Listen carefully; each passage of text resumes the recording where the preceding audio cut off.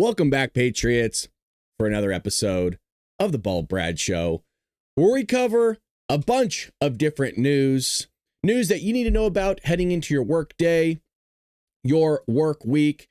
And man, I couldn't be happier than to spend this. What the hell day is it? Is it Tuesday already? Holy lordy, folks. I don't even have my watch on. We're still waking up over here, but it's good to see everybody tuning in to the Bald Brad Show. Again, we're trying to get things up and going on TikTok. We are on the YouTubes. Well, we are pretty much anywhere and everywhere, folks. It's good to see all of you joining us here today. If you're new here, hit that follow button. If you're not new here, well, what are you doing? You got to be new here.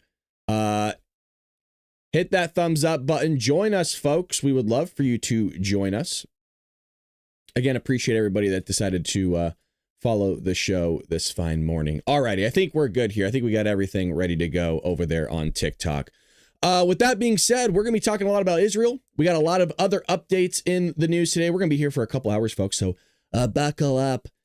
If you are not over at Rumble and you're over at YouTube, good to see you. Hit that thumbs up button as well. If you're over at TikTok, make sure you heart up the show because we're going live, baby. Here we go.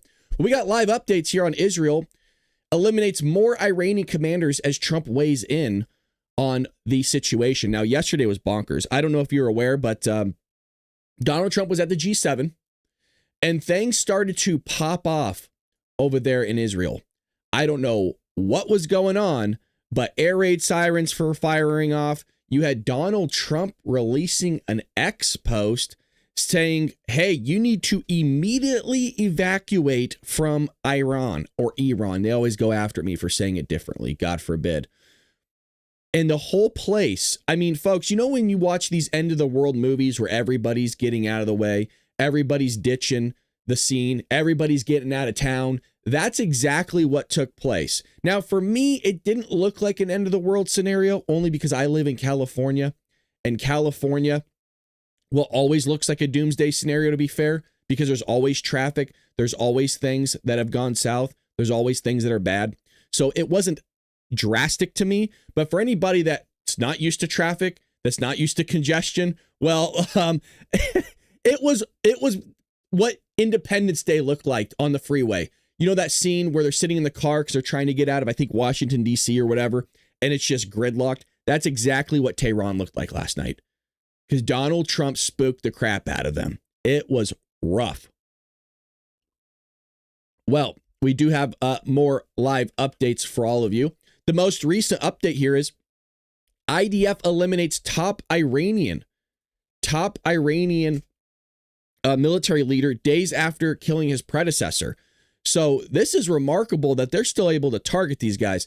As to why these people are not hunkered down or they are not bunkered in, I have no idea. Because these Israelis, the intelligence that they have has to be mind-bending. The fact that you can go after all these top leaders still. I mean, if you're even in the military over there and you're a leader, you got to be doo-dooing your pants, right? You got to be worried that somebody's going to come and delete you. Makes you kind of worried that, Eagle Eye might be watching. And I'm sure, we got another update. This is breaking news right here, folks. This is a breaking news. We have Netanyahu deleting Iran's supreme leader would end the conflict. Whoa. Now, remember, this is kind of interesting because Donald Trump allegedly, there was a report that came out about 2 days ago, maybe yesterday, from Reuters, that Donald Trump told the Israelis, hey, you know what? I understand you have intelligence. This is before they actually did their whole campaign. They're going to go target all these Iranian leaders. And part of the targeting process was the supreme leader himself. And so Trump allegedly, this comes from two officials, I don't know how true this is, allegedly told the officials, well, I don't think this is a good idea. It's going to hurt the negotiations. Trump still wants a deal. I want you to hold off on deleting him. Go ahead and maybe take out whoever else you want. Now, that's purely speculative, but the part of him saying, hey, hold off on the supreme leader, that part's not speculative. That part's legit. That part, again, comes from 2 U.S. officials from Reuters. Now, again, a lot of people might say, well, Brad, you're just a Zionist. You're just for Israel. Look, I'm for both sides figuring this out. I can only be so clear. I'm not choosing a side. I'm not saying on the supreme leader, this is the side that must win. I do agree that Iran should not have a nuclear warhead. And for some odd reason, it's really weird to me how some people can't wrap their head around that. It's really weird to me that the world would be a safer place with Iran not having a nuclear warhead. And for some ungodly reason, this is wild to some people. This is like the craziest thing they've ever heard in their entire life. I don't understand it. It's not that crazy. Iran is the leading sponsor of terror around the globe. And that's fine if your idea of terror is the IDF and they do the same thing of terror, but they're not the one that's promoting wiping off an entire nation off the face of the earth, off the map. I mean, that is what the Iranian supreme leader has said himself. Again, I always say this phrase. He has stated that death to America is not a slogan, it's a policy. That's an exact quote. As to why people are so blown away that people say, yeah, I don't think the Iranians should have a nuclear warhead. I don't understand the problem with that. I really don't. Now, you might have a problem with how the Israelis are handling it. I can understand that. It's not to your liking. But here's the update. Israeli Prime Minister Benjamin Netanyahu said Monday that deleting Iran's supreme leader, Khamenei, would end decades of conflict between their countries. We've had half a century of conflict spread by this regime that terrorizes everyone in the Middle East, has dropped weapons, munitions. Again, we're on TikTok, so I'm trying to be careful with my language. The Aramco oil fields in Saudi Arabia is spreading terror and subversion and sabotage everywhere. This is an interview with ABC News. The forever war is what Iran wants, and they're bringing us to the brink of nuclear war. Now, I don't know if that's what Iran wants in so much as that's what Israel wants. Israel can claim they don't want war. In the same way, it's kind of like Democrats saying that, they don't want illegal immigration. There you go. There's. I mean, it's a rough analogy, but the analogy's there nonetheless. The analogy would be, well, we don't want illegal immigration, but their actions are proven that that's exactly what they do want. In the same way, Israel saying, well, we don't want a world war. We don't want any war, but your actions are proving otherwise. You know what I mean? Reports have said that President Trump vetoed a proposal Israeli strike on the Khamenei. So there you go. There's again, the reports that were coming out yesterday regarding this. That kind of blew everyone away. Trump's such a nice guy. Look, he's going to call the guy up, right? Hey, Khamenei, fee fi fo ainey. I don't know if you heard, but I saved your life. You owe me. Now you can just get me a Diet Coke. It's cool. We're going to continue until we remove the 2 existential threats and the nuclear threat and the threat of 20,000 ballistic missiles that are equivalent to 2 nuclear bombs. So you have that is the most up-to-date news regarding the events that are happening right now. Now, I haven't heard much in terms of what took place really with the G7 because Trump was saying, hey, let's get the situation room ready for when I arrive. I mean, people were spiraling, man. People were talking all about this stuff with Donald Trump heading back early from the G7. Again, we will get there. So Israel-Iran war prompt Trump to leave G7 early. This report right here as of 30 minutes ago, Trump expecting to be in the situation room as Israel and Iran trade airstrikes. President Donald Trump reports Tuesday that he is expecting to be in the situation room at the White House as the conflict is escalating between Israel and Iran. There were reports that came out late last night that although everybody was freaking out regarding this whole thing, that it's not uncommon for during an escalation or a situation that we're seeing between the Israelis and the Iranians for the situation room to always be prepped for the president. Now, you might think, well, wouldn't it always be prepped regardless because he's the president of the United States? Yeah, I'm sure it's always ready to go. But in terms of having everybody there, things are ready to go. I mean, everybody's on high alert. I would say it's a little bit of a different hierarchy in terms of having things prepared, if you know what I'm saying. I mean, your house might always be prepared to have guests, But when you actually have the guests over, it's a little bit more prepared and ready to go than if they weren't going to be there, if you get what I'm saying. When asked why he left the G7 summit in Canada early to return to Washington, D.C., Trump said, "I don't believe in telephones, and being on the scene is much better, and we did everything I had to do at the G7. We had to do G7," Trump added. So that's an old school mentality, right? I think always being on the scene is much better, sure. But telephones work too, Trump. We have Zoom. We have the technology to do it, but that's old school 80s Trump, right? He didn't necessarily grow up with all this stuff. Furthermore, why did Trump leave G7 early? Much bigger than Iran's ceasefire, he says. So here he is.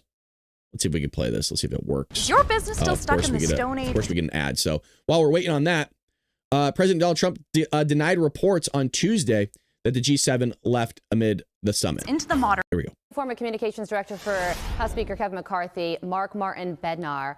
Mark, good morning to you. This is not the first debate over the president's war powers, and it might not be the last. But in this moment, where do you see this going? Well, good morning, Carly. I don't anticipate that this resolution ends up going anywhere. It's very clear that President Trump, under Article 2 authority, he has the flexibility to maneuver to be able to defend the United States. But this does underscore the fact that this is a high-octane, high-pressure, delicate situation for President Trump, who simultaneously has to support our ally Israel, confront our adversary Iran, and also make sure that the United States of America is not ensnared in another war, while simultaneously, making sure that Iran knows that the United States has the capability and the wherewithal to ensure that Iran does not acquire a nuclear weapon. Yeah, and when it comes to Thomas Massey's statement, Mark, he said this is not our war, but if it were, Congress must decide such matters according to our Constitution. So he's really saying two things there. One is the constitutional argument of this, and the other, this is not our war. He appears to say that Israel doesn't deserve our help. Weigh in on that element of this, with the fact that Iran does chant death to Israel, death to America. So should he be saying that in a message? Well, Representative Massey, he kind of goes to the beat of his own drum. He has demonstrated a clear libertarian streak his entire career. That shouldn't be news to anybody. But the fact that, Teddy Roosevelt said, "Speak softly, but carry a big stick." President Trump has basically amended that, taken it to an American First version to say, "Speak boldly and carry a big stick." So President Trump has not unilaterally taken anything off the table as far as America's capabilities, but he's also said this is Israel's place in the world right now. This is their opportunity to defend themselves. And while we'll support them in whatever capacity that we can, this is still a delicate situation that the president is the negotiator in chief, he's going to have to deal with this. Dealing with all of our allies. Well, the president just touched down at Joint Base Andrews, got off Air Force One to continue his discussions on this situation in the Middle East, and he left the G Summit early to do so. But when he was on the plane, he did speak to reporters, and he talked about his plans for the day. Listen here. We're not looking for a ceasefire. I didn't say I was looking for a ceasefire. That was Emmanuel, nice guy, but he doesn't get it right too often. But we're looking for better than a ceasefire. Okay, I'm going to tell you a little bit about what he said, because he had some audio issues there. He said, "We are not looking for a ceasefire. I didn't say we were looking for a ceasefire. That was Emmanuel," meaning Macron, nice guy. He doesn't get it right too often. We're looking for better than a ceasefire. So with that in mind, what do you think he means by that statement? One could assume maybe a ceasefire is one thing, but an actual permanent nuclear negotiation could be another. Well, it's very smart by him to not unilaterally take any options off the table. But let's take a step back here. And all righty. So there you have. I mean, what a great quote, though. He doesn't always get things right. In Trump fashion. I love that. I absolutely love that. So as of 27 minutes ago, Israel's defense minister warns Iran's supreme leader could have fate similar to Saddam Hussein. Again, there were reports that were coming out that we looked at yesterday that about 80%, around 80% of the Iranian population, based on a study that was about 150,000 people, do not support their government. That's an astonishing number. Now, take that number loosely, but we will see. Somebody's asking over at TikTok, do you think Trump will drop Moab, which is titled the mother of all bombs? No, I don't. I would be surprised, and this kind of actually helps segue me, so I appreciate you leaving the comment over at TikTok. Again, we're also on Rumble, YouTube, X. I mean, we're streaming everywhere. I don't think he's going to be the one to drop the bombs, but here's the issue that a lot of people aren't reporting on. The reason why there was also, I believe, a really panic or big escalation yesterday was Donald Trump also enabled 2 aircraft carrier strike groups to the Middle East. That is some heavy military power, man. Let me tell you, that will make anybody doo-doo their pants. Again, we're on TikTok, so I'm trying to be careful with my language, folks. I hope you understand.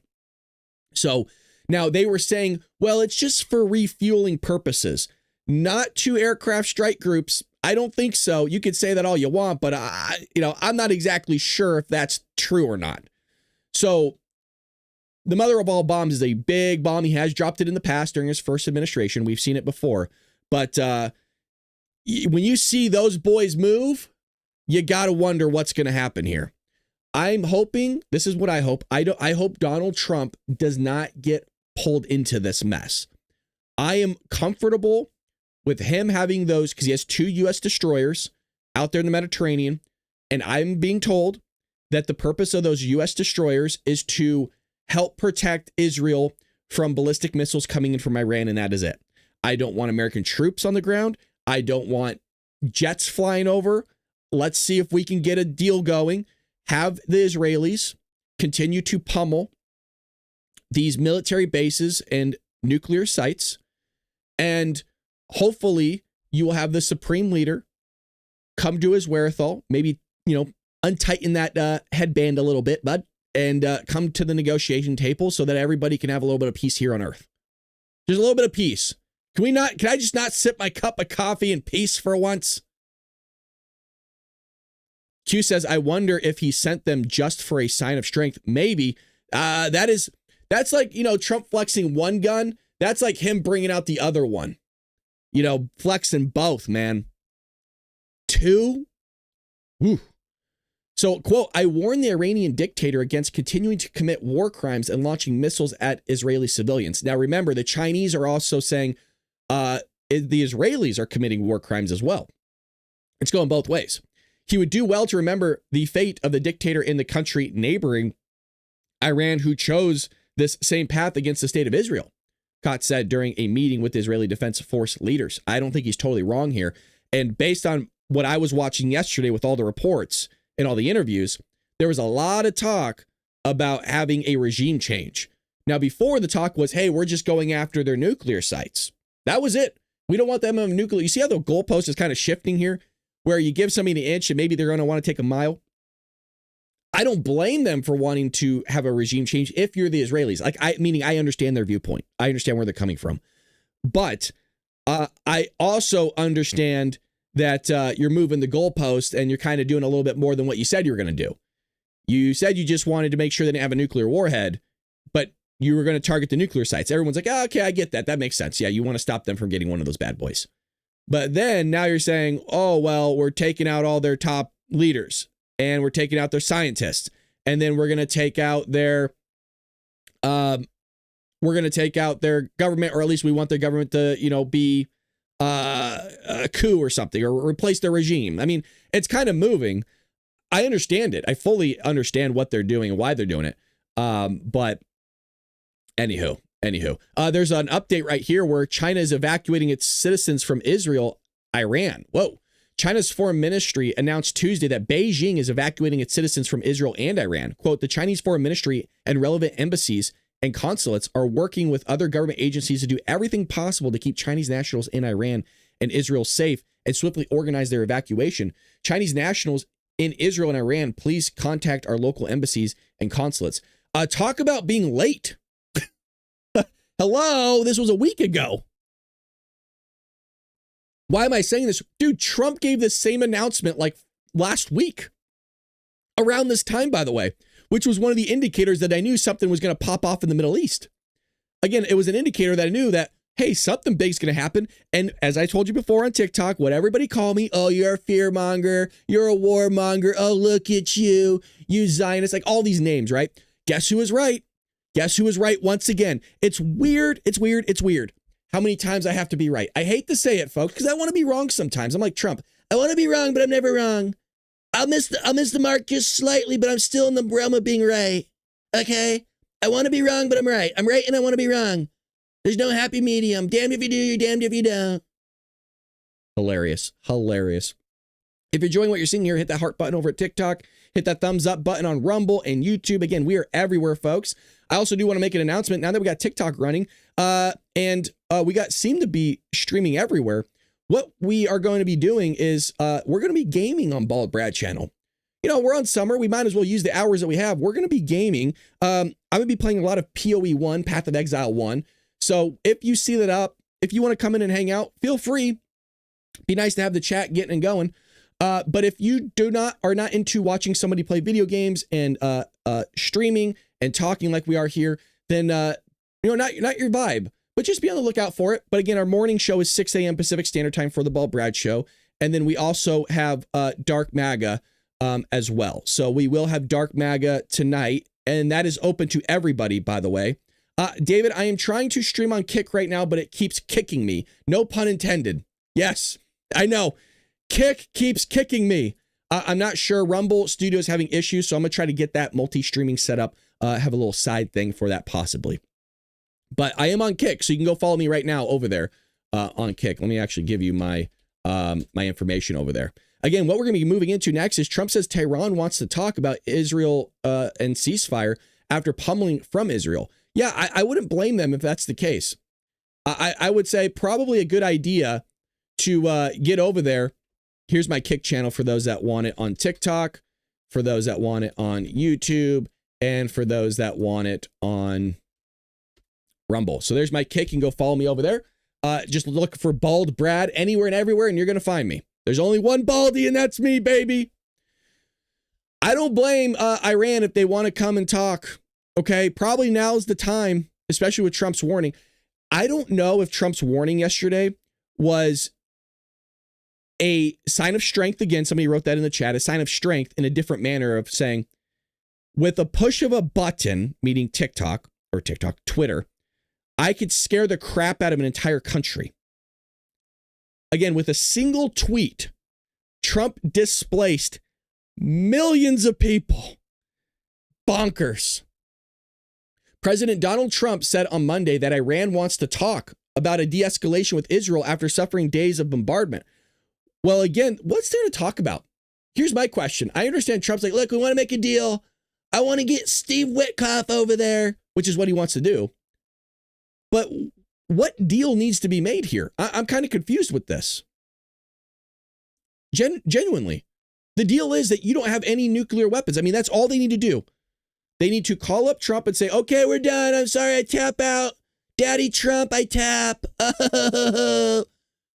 And say, we're not going to do nuclear weapons. It's the same thing with Hamas. Like, why are we negotiating with Hamas? The answer is you get to live. That's the answer. Like, well, what card do you have? You have the card of life. And if you choose not to make a deal, I'm going to take it from you. I don't understand. None of this is complicated if you really think about it. None of this is overly complicated. We're making it overly complicated. There's only one person that holds all of the cards. And who is that? You're looking at him, Donald Trump. This guy has all 52 cards. Now, he's willing to give Israel some of them. The Iranians, none. And I'm going to mention this again. I think we've gone far too long, without anybody getting their doo-doo pushed in. Do you know what I'm talking about? Again, we're being very careful with our language here. I appreciate everybody understanding. And people think they're tougher than what they are. I'll give you an example. When I was a young buck, I'm 36, I'm joking, I still am young, I fully understand that. Ladies and gentlemen, I understand that we got some old folk in the crowd. That's okay, welcome, we love you here. But I'm just saying I'm not as young as I used to be, okay? And when I mean young, I'm talking about like 15, 16. I played ice hockey for like 20 years. And I was relatively good at it. And there was a while where I kept getting in the fights. And I was doing pretty well. And then there was, a time where you have a stint of not getting in anything and you kind of reminisce like, oh, I used to really, wear guys thin, I used to tear up some booty Be careful with that. And you kind of lose that idea of like, hey, you know, it's been so long since somebody whooped my tush. It's been so long since somebody really gave it to me. Like, Jesus, Brad, are we still talking about fighting? What are you talking about here? Well, there was then there was a long stint that I didn't get into anything.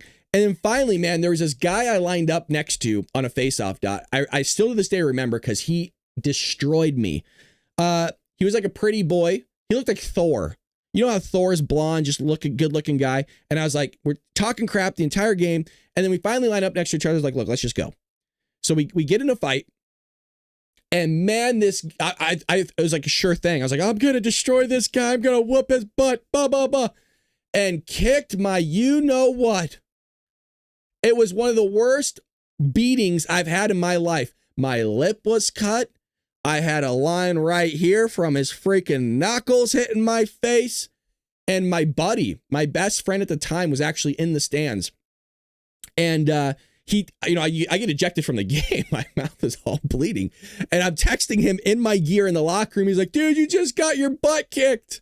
And I'm like, yeah, I know. I'm feeling it right now. Turns out my mouthpiece also cut my tongue really bad. And I'll never forget that I was pissed because the team lunch was after the next day. And it was salt and vinegar chips. And those are some of my favorite chips, and I couldn't eat them. I was so mad. But the moral of the story is sometimes you haven't got your you-know-what kicked in so long that you kind of forget that you're not as big as you thought you were. That is the Iranians. Well, the Israelis too, but that's the Iranians. It's been so long since they got their you-know-what pushed in that they forgot. Now, remember, we showed you that idea yesterday of how we wiped out their Navy, at least made them militarily incapable within a workday. And what do you mean? Oh, Brad, a workday? Well, a workday is 8 hours. A full workday is 8 hours. Correct. You are correct. Yes, it is 8 hours. And that's exactly how long it took us to wipe out half their Navy and make them incapable. You're right. Trump is attending the Group of 7 summit in Canada this week and confirmed that two reporters, that he has seen messages passed from Iran through intermediaries that Tehran wants to pause hostilities between itself and Israel. Well, I'm sure you do. Stop, please. I'm tapping. The president said that Iran should have done that before. Yes. Look, Trump is a genius, but sometimes he just says it like it is. Like, do you notice everything this guy says for the most part is common sense? Like, nothing is crazy. People say, oh, he's a crazy guy. Oh, he's so nuts. Oh, he's bonkers. No, he's not. The guy's actually a genius, especially this. If Trump makes it out of this, if I did a video on TikTok, I want to actually go to it. I did a video on TikTok about this 4D chess. Let me just go to it really quick. I gotta play this. I know it seems like, hey, there we are live. I know it seems like it's weird playing your own stuff, but it's better that I play it. Look at this. I did these videos yesterday. Okay, yesterday. 150,000 views, almost 300. This will hit 300,000 while we are live. Just a heads up. I don't know what's going on at TikTok, but we are making a dent. That's for sure. So here we are. You all see Donald Trump's post. Everyone should immediately evacuate Tehran. My bad, wrong one. This one. Donald Trump is a genius. You ever feel like this guy's out here playing 4D chess while everyone else is playing checkers? Because the move he just made on Iran is remarkable. What we are watching isn't some random geopolitical chaos. Trump never planned to get back into the Iran nuclear deal, folks. He said for years the deal was garbage. So what did he do instead? The guy went out and acted like negotiations were on the table, like maybe a deal is possible. Meanwhile, behind the scenes, he's coordinating with Israel, setting the stage. Iran lets its guard down, thinking talks are happening, and then boom, Israel strikes, nuclear sites, missile facilities wiped out. And Trump, he's got refueling planes in Europe, strike groups headed to the region, but he hasn't committed to a war. That's the brilliance of it all. Tactical surprise, no risk to American troops, full support to an ally, and total plausible deniability. Iran is caught flat-footed. It's chess, not checkers, baby. He gave them 60 days to make a deal. They didn't. Now they're picking up the pieces, and Trump, he's looking like the guy who saw it all coming. That's 4D chess. Tell me I'm wrong. If you want more news, hit that follow button. I mean, look, I'm not wrong. I am not wrong. Trump is playing 4D chess. Can you make it? This guy could potentially create peace in the Middle East playing 4D chess. I don't think a deal was ever on the table. I think Trump knew about this the entire time. And I think the Israelis came up to him and said, look, we have all this intelligence. We know where all these guys are at. This is the play we're thinking. What does your team think? Do they want to add into the mix here?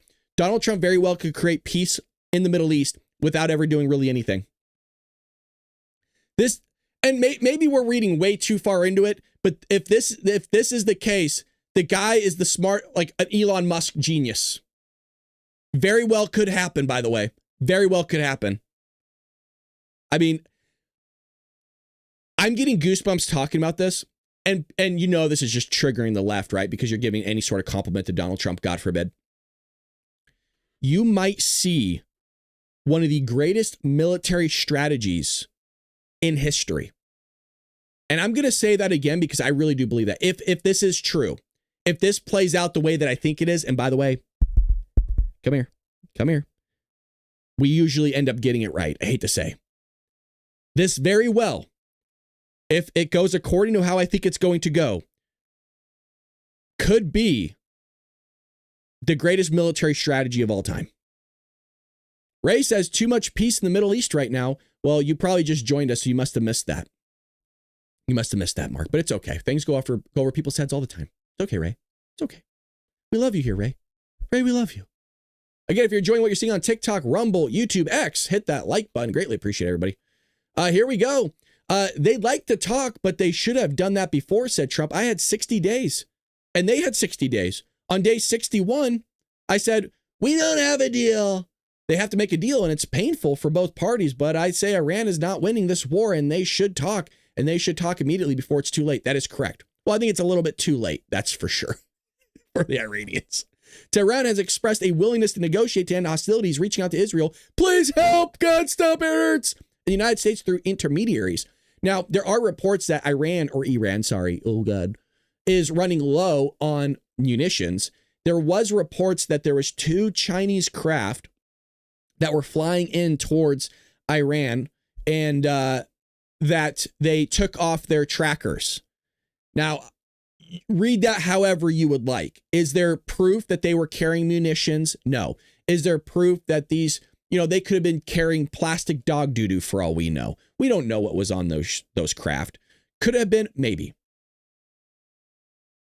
Just giving you what was reported. You can look that up yourself. You are intelligent enough. Now, if you're a keyboard warrior of the left, maybe not so much.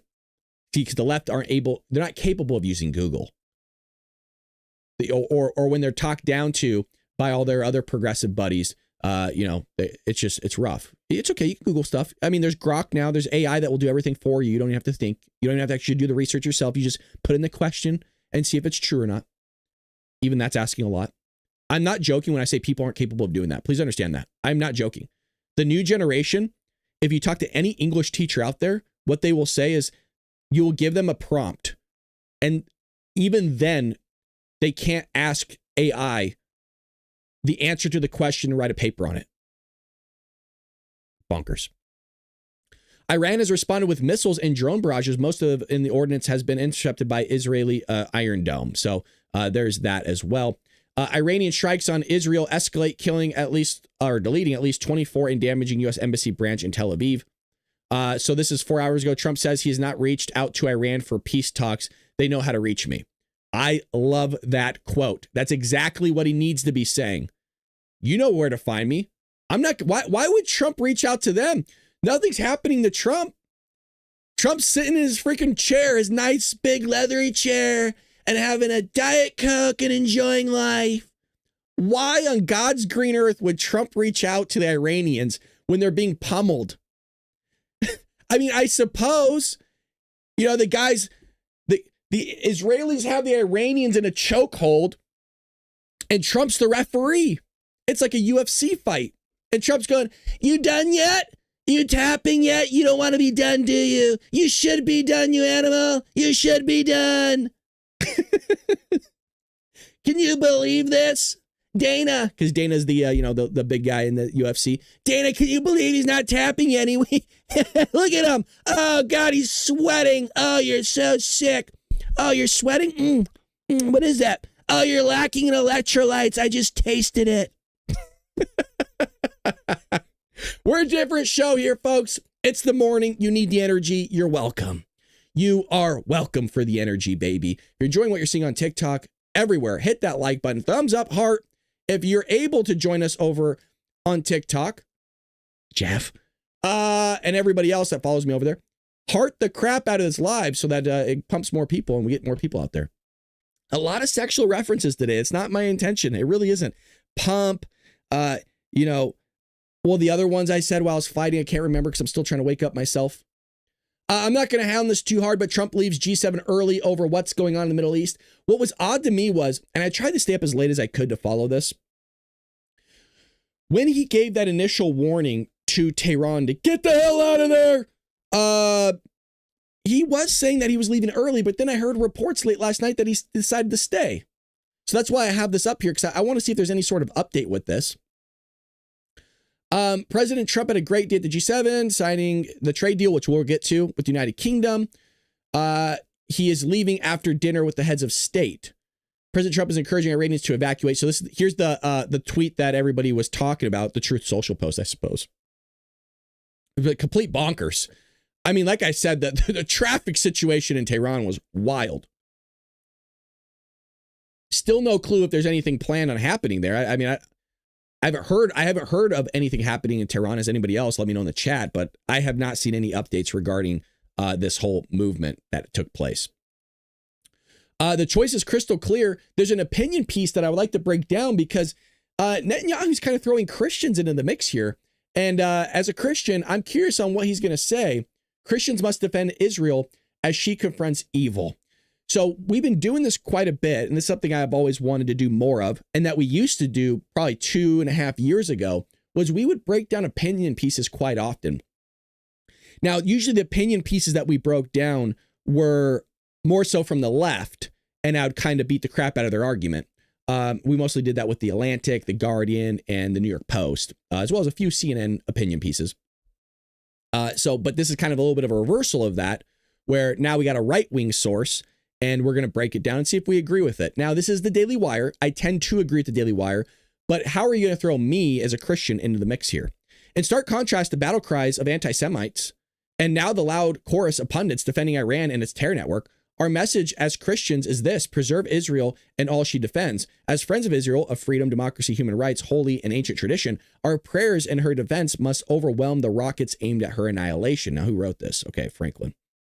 Right now, Israel's enemies are loud, so her friends need to be louder because once again, Israel stands on the verge of destruction. There is truth to that.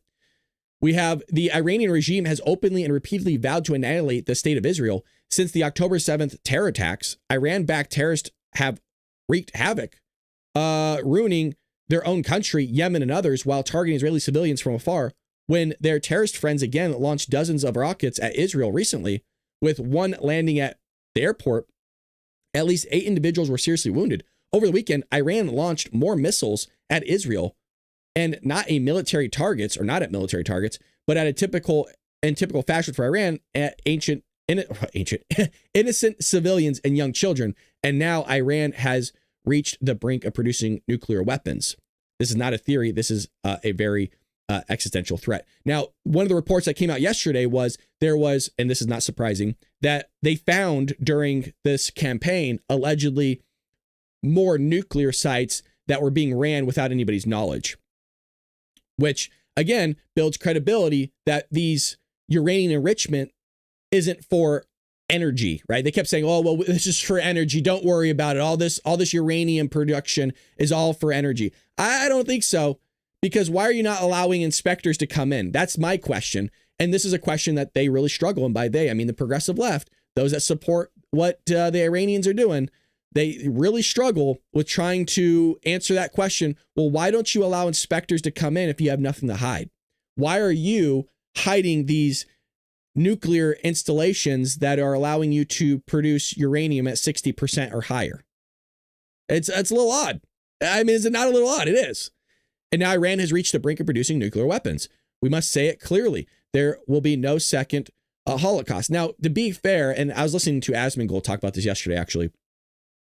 They keep bringing up this idea of extermination of Jews. They keep bringing up this deletion of the motherland of Israel.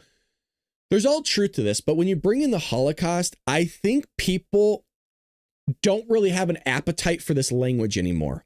And I think he said this perfectly. Again, this is Asmongold. He's a streamer and gamer, one of the biggest streamers out there, if not the biggest. And he makes a lot of good points. He's smarter than me, but he's kind of like our show where it's just like, hey, average guy that's doing a show and just kind of speaking common sense. I love the guy. And he said, this has been thrown in our faces so long, this idea of like, oh, the Holocaust, that you almost become desensitized to it, or you're kind of tired of hearing about it. And he made the connection more so, one of his chatters made the connection. They said, well, wouldn't the same thing apply to slavery? How black people keep saying, oh, reparations, oh, you target us, you oppressed us for so long. And he agreed. And as do I. As do I. I think that idea of keep pushing, oh, we were oppressed, all these things happened to us, when you're talking hundreds of years later, it does get tiring for people to keep hearing the same thing. Because the question would be, well, at what point are you not oppressed? At what point, I mean, how many generations do you need to climb out of whatever hole that you're talking about? Because it only takes one generation to fork your family tree. So people are tired. They just don't have an appetite for it. And the same thing here, I think people don't have an appetite for the Holocaust. Also, a lot of people don't believe the Holocaust ever happened, which is crazy to me. And second of all, look up the stat on how many 18 to 34-year-olds aren't really well educated in the Holocaust or don't even know that it happened. Look that one up. Go to Grok and look up how many, I think it's 18 to 34-year-olds. It's like, I think like 40% or something. Maybe somebody could check me on that. Don't know the Holocaust ever happened. It's crazy. Now, it doesn't mean they weren't taught it. Maybe they just weren't taught it long enough to remember it. But again, the appetite and the tiredness of it is really reaching a lot of people. So maybe find a different way of explaining this conflict without utilizing that.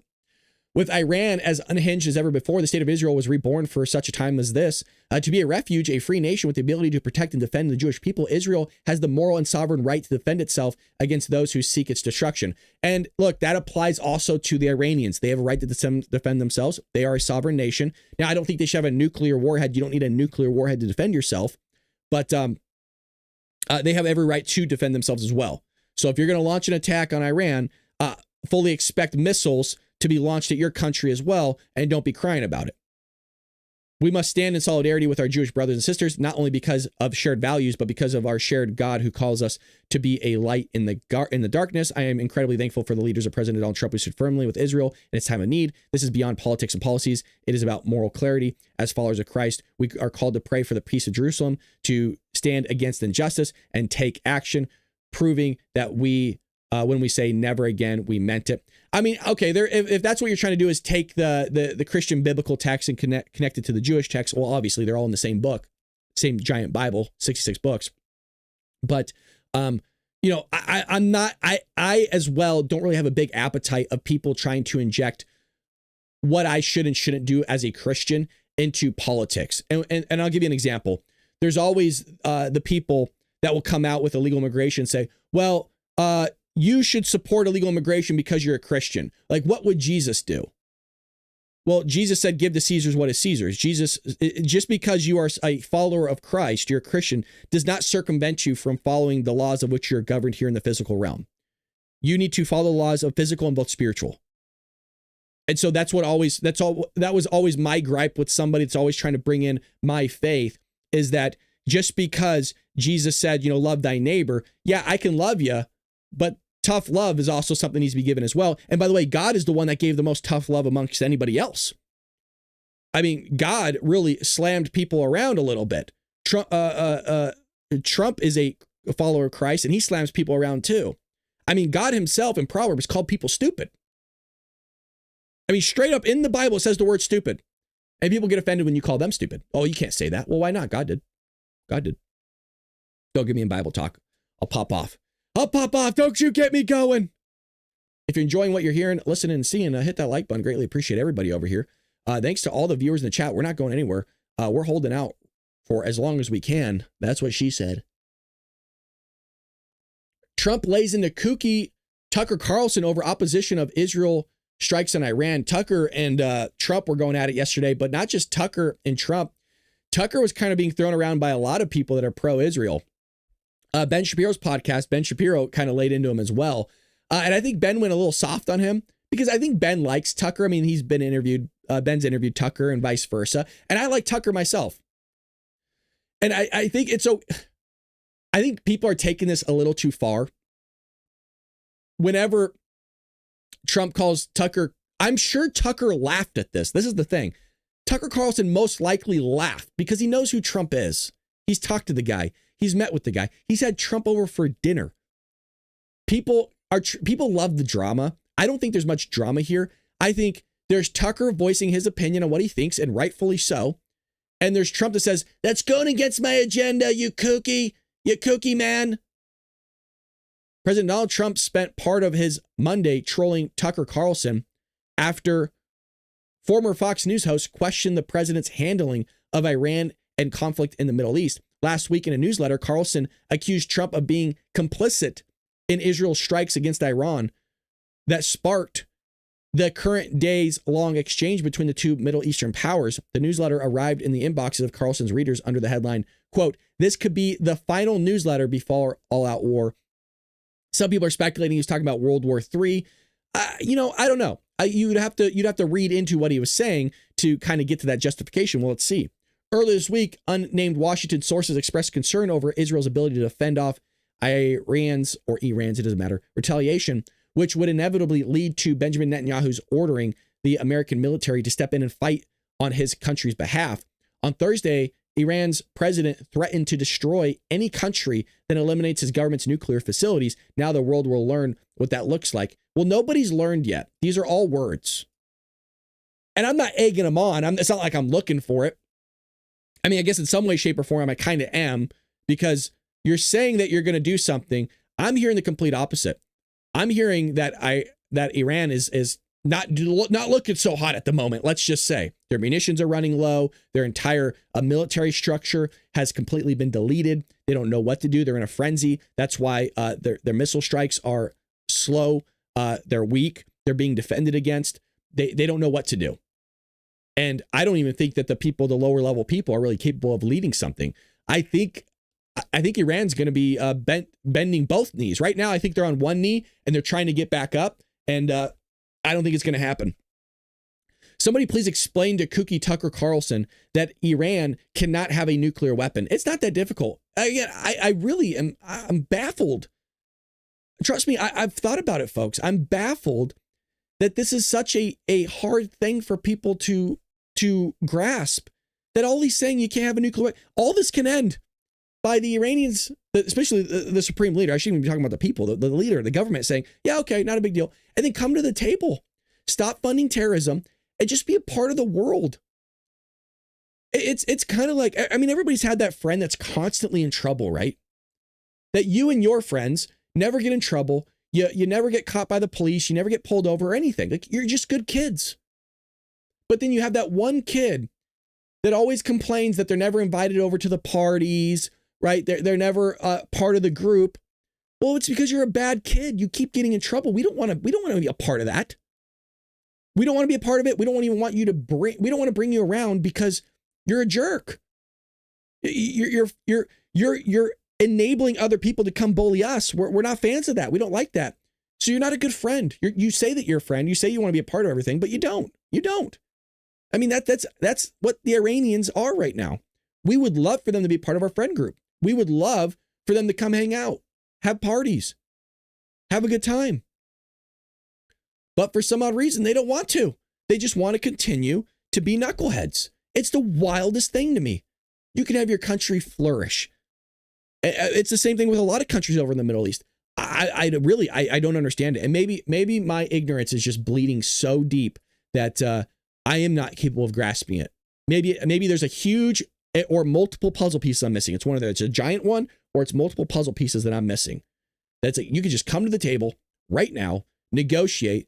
And by the way, you could really get a lot of things done here with Trump by saying, hey, not only do we want to, we're going to disband all nuclear facilities, we're going to open everything up for the inspectors, but let's go ahead and make a trade deal right now as well. Will it make your country look weak? Yeah. But it's better to look weak than to be continually destroyed.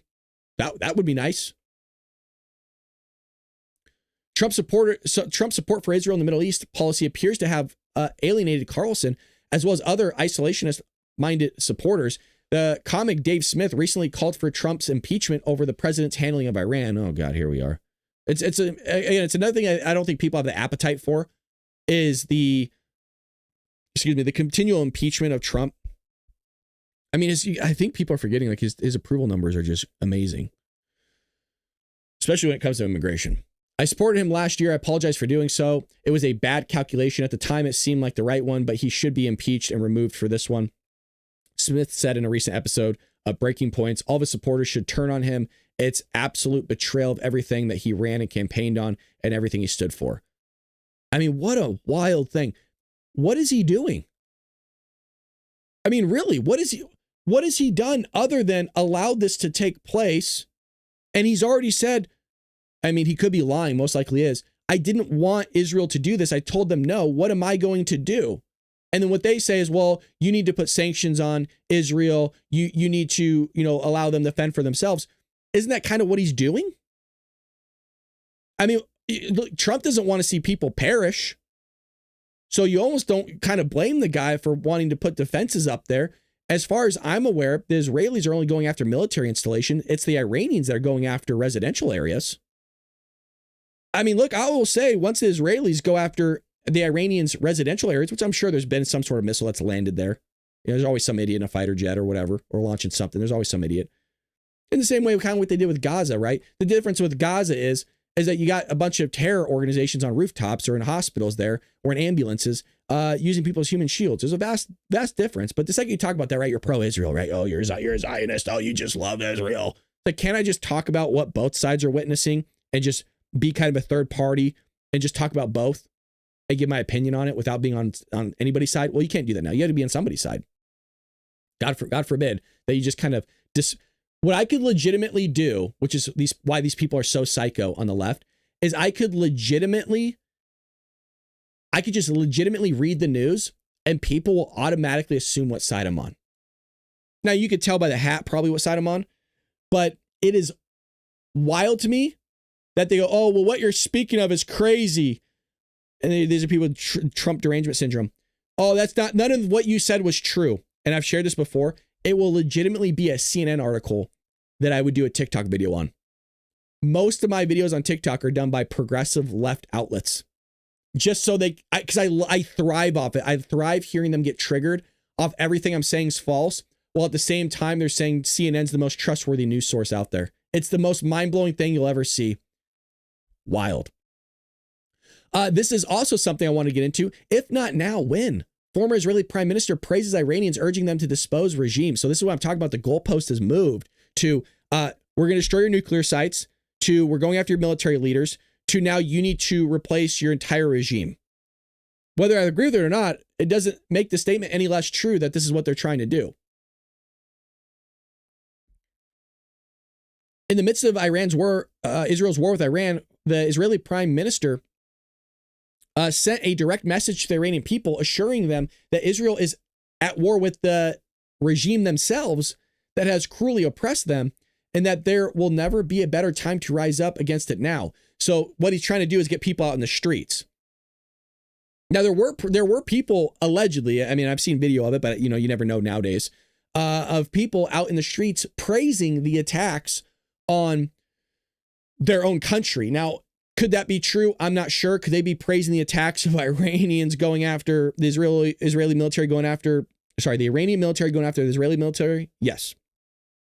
As the former Prime Minister of Israel, I have a special message to the Iranian people. Your time is now. Bennett declared in a video that was translated into Persian. Your time is now to rise up against your cruel dictators. You have a horrible regime and you're a good nation. an old, disconnected, corrupt, and egotistical regime, a regime that is cruel and incompetent. This is the time to rise up. We've taken out the heads of the military, the heads of the IRGC. We'll see if this actually even gets to them, though. Now, Elon Musk does have Starlink in place because remember, the Iranians turned off all their networks and their communications in terms of allowing people to connect to the internet. But we got word yesterday that Elon Musk, as great as the man is, did in fact hook them up with Starlink. Now, are they using it? That's a different thing. Are they even aware that Starlink is going? Not sure. Now, they're not stupid. Please don't think I'm calling the Iranian people stupid. I don't think they are.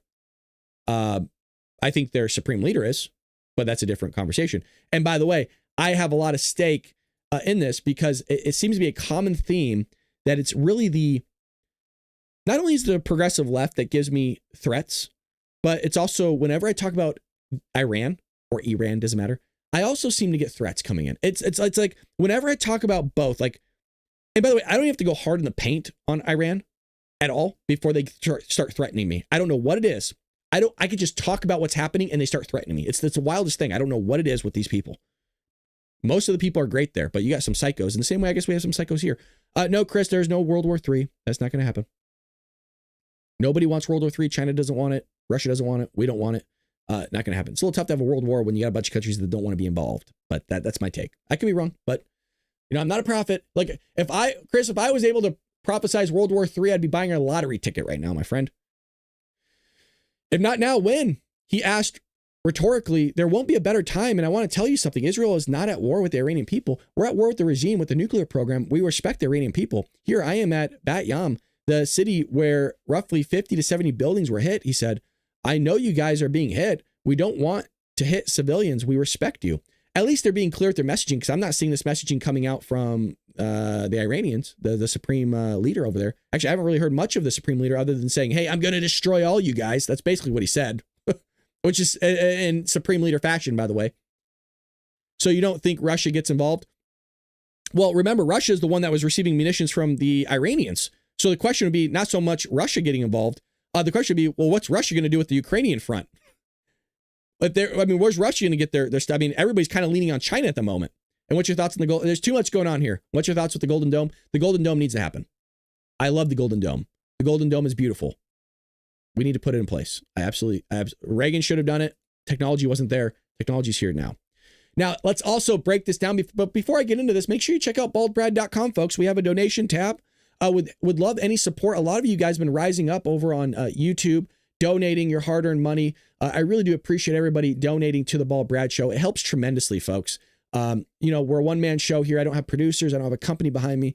So thank you to everybody that's a member over at Rumble. Thank you to everybody that's a member over at YouTube. And thank you to everybody following over at TikTok. I mean, we're getting hundreds of thousands of views every video. It's wild. It's crazy. Again, we have Dark MAGA tonight at 4 p.m. Pacific Standard Time, where we put on the hat and things get a little bit spicy. Now, we're going to be careful with what I'm saying on the show because we're going to open it up to TikTok. You know, the left gets a little spazzed out when we do Make America Great Again, but it doesn't mean that you can't be spicy in the chat. Again, folks, it's at 4 p.m. Pacific Standard Time. We'll be doing Dark MAGA, where we go over more long form content. We don't go news article. We go over like 30-minute videos, 45-minute videos at a time. Sometimes it's the White House press briefing, or it's just covering the Israeli attacks, or it covers all sorts of things. It's a different show, but it's an evening show. We can reach more people, and people are able to join us. Look, we have the best community out there on the internet. I know a lot of these influencers say the same thing. You need to experience it for yourself. You got to come over to Rumble and experience the community that we have ourselves. It's the best. And you want to know how I know this? I've been in other podcasters' chats, and people have talked about our chat before. How great the people are. They feel welcome. They love it. Like-minded people. You got to go and check it out. Phenomenal community we have. And shout out to all you patriots for always joining. We got a lot of regulars. I also want to give a shout out to all the moderators for volunteering. Thank you so much to all of you. Pat, Jeff, Dizzy, Karen. If I'm missing somebody, I apologize. But thank you so much for everybody volunteering your time. They don't get paid. They volunteer. Appreciate you. All right. Donald Trump is America first. So Ben Shapiro was giving a lot of praise yesterday to Donald Trump, which was nice to see. President Trump's strategy regarding Iran has been remarkable. This is exactly what I said yesterday, and people are coming at me for saying Trump has a 4D chess maneuver here, and that if what I'm saying happens, it is the greatest, one of the greatest military strategies I've ever seen in history. And I read a lot of history, doesn't mean I know everything, but this would be insane 4D chess. The president of the United States has, with no use of American military personnel, devastated their resources to point that Iran is begging the Americans to come to the table. Trump has said that all options are still on the table. It may be that if the Iranian nuclear site, Fordo, is still in operation a couple weeks from now or a week from now, and the Iranians will not come to the table, there may be a B-2 sortie in Fordo. So what he's saying, and I believe this is the installation that's really far underground, and the Israelis don't have the capability of actually getting to it. So the hope is that based on the egregious pounding that Israelis are giving to the Iranian military, that they're going to say, okay, hey, we forfeit, it's fine, we'll stop. But this is the one that everybody keeps talking about within the last 3 days. I've heard Fordo. With no capacity for Iran to fire back because Israel has already destroyed all their ballistic missiles that would be aimed at any place that threatens Americans, there could be some truth to this because the missile barrage has definitely lightened pretty dramatically. Now, this could be due to not only a combination. I'm not saying it's mutually exclusive. I'm not saying it's disjoint. I'm saying there's an overlap. It's non-mutually exclusive. In the fact that not only could this be true in the sense of their ballistic missiles capabilities have been vastly diminished, but also the fact that they were allegedly already running low on munitions to begin with. I mean, they blew their load, which was really a remarkable thing because if you're only launching 400 missiles, I mean, that's all you got. That's your arsenal is 400 missiles. It's wild. I would think that you have thousands of these things. Guess not. The danger is that if Iran retains the nuclear fuel it has already enriched, as well as the centrifuges to enrich more, the country could sprint to make a bomb. This is where the United States comes in. Israel lacks the deep penetrating bombs and the heavy bombers to deliver them that could do more damage to buried sites such as Fordo, which is something I mentioned. President Trump endorsed the initial Israeli attacks, but he continues to suggest the bombing could increase the chances of negotiating a deal to dismantle Iran's nuclear program.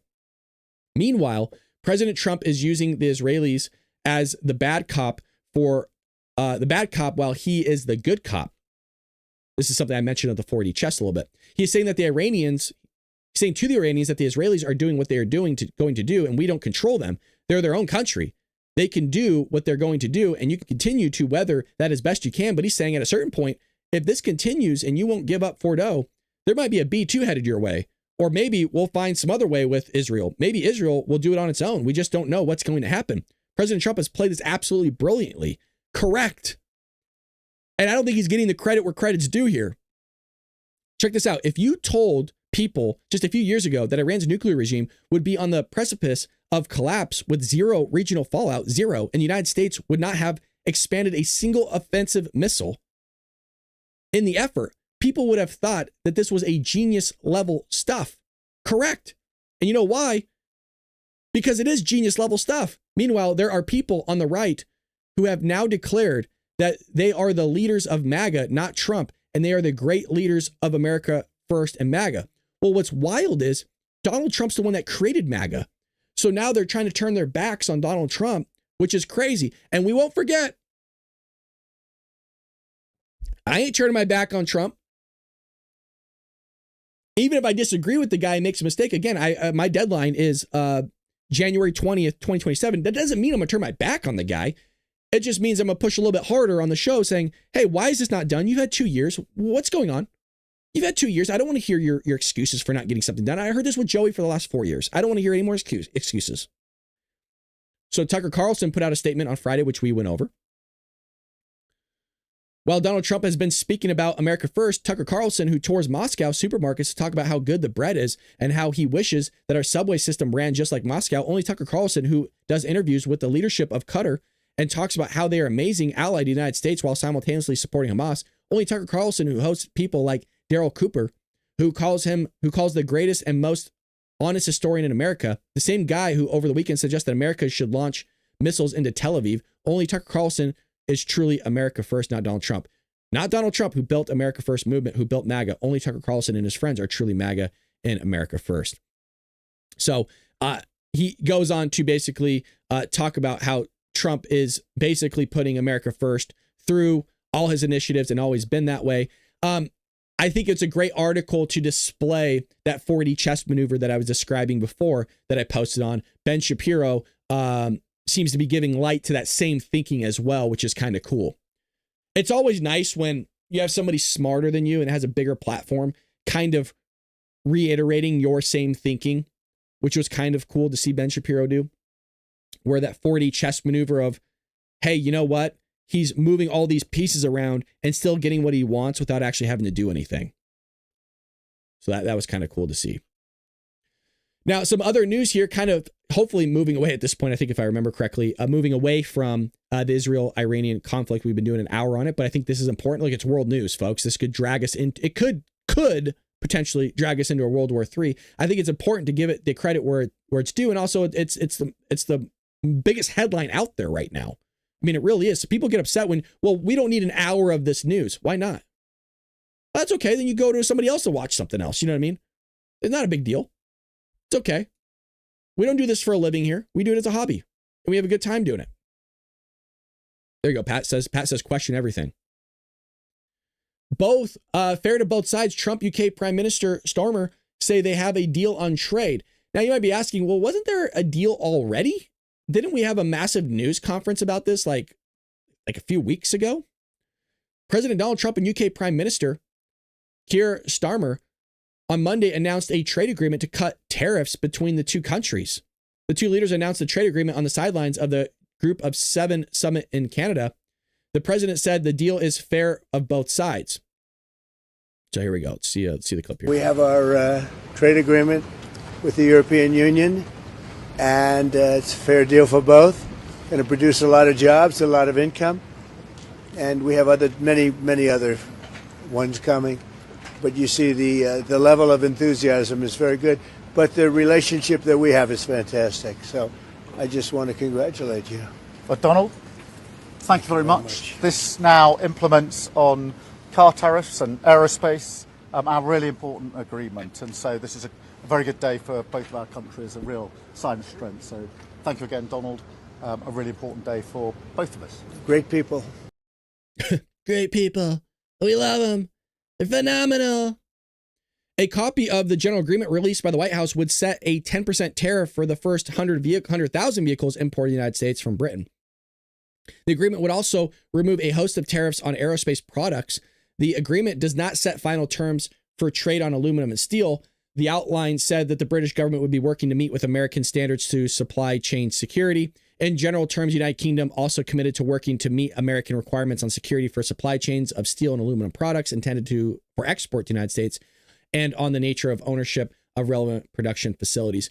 So what was reported, and this was last week actually, and I didn't do a great job of communicating this to you, so I apologize, but there was reports from, it's not Steve Whitcott, Lutnick was coming out and saying, look, you're going to start seeing a lot more of these trade agreements rolling out starting this week. So my guess is this is the first of many to come in terms of, hey, we're finally starting to get deals done. These are going to start rolling out now week after week after week. We'll see if that ends up actually being true or not. But that's there for your liking and taste. We'll see if it actually comes out to be true. Moving into a little bit of the immigration side of what's happening here, because it's also big news, is states must work with ICE or lose transportation funding, Secretary says. Again, if you don't want to do the will of the federal government, then you shouldn't receive the federal government's money. Now, to be fair, is it really the federal government's money going to states in the sense of it's actually the taxpayer? Yes, but here's the thing.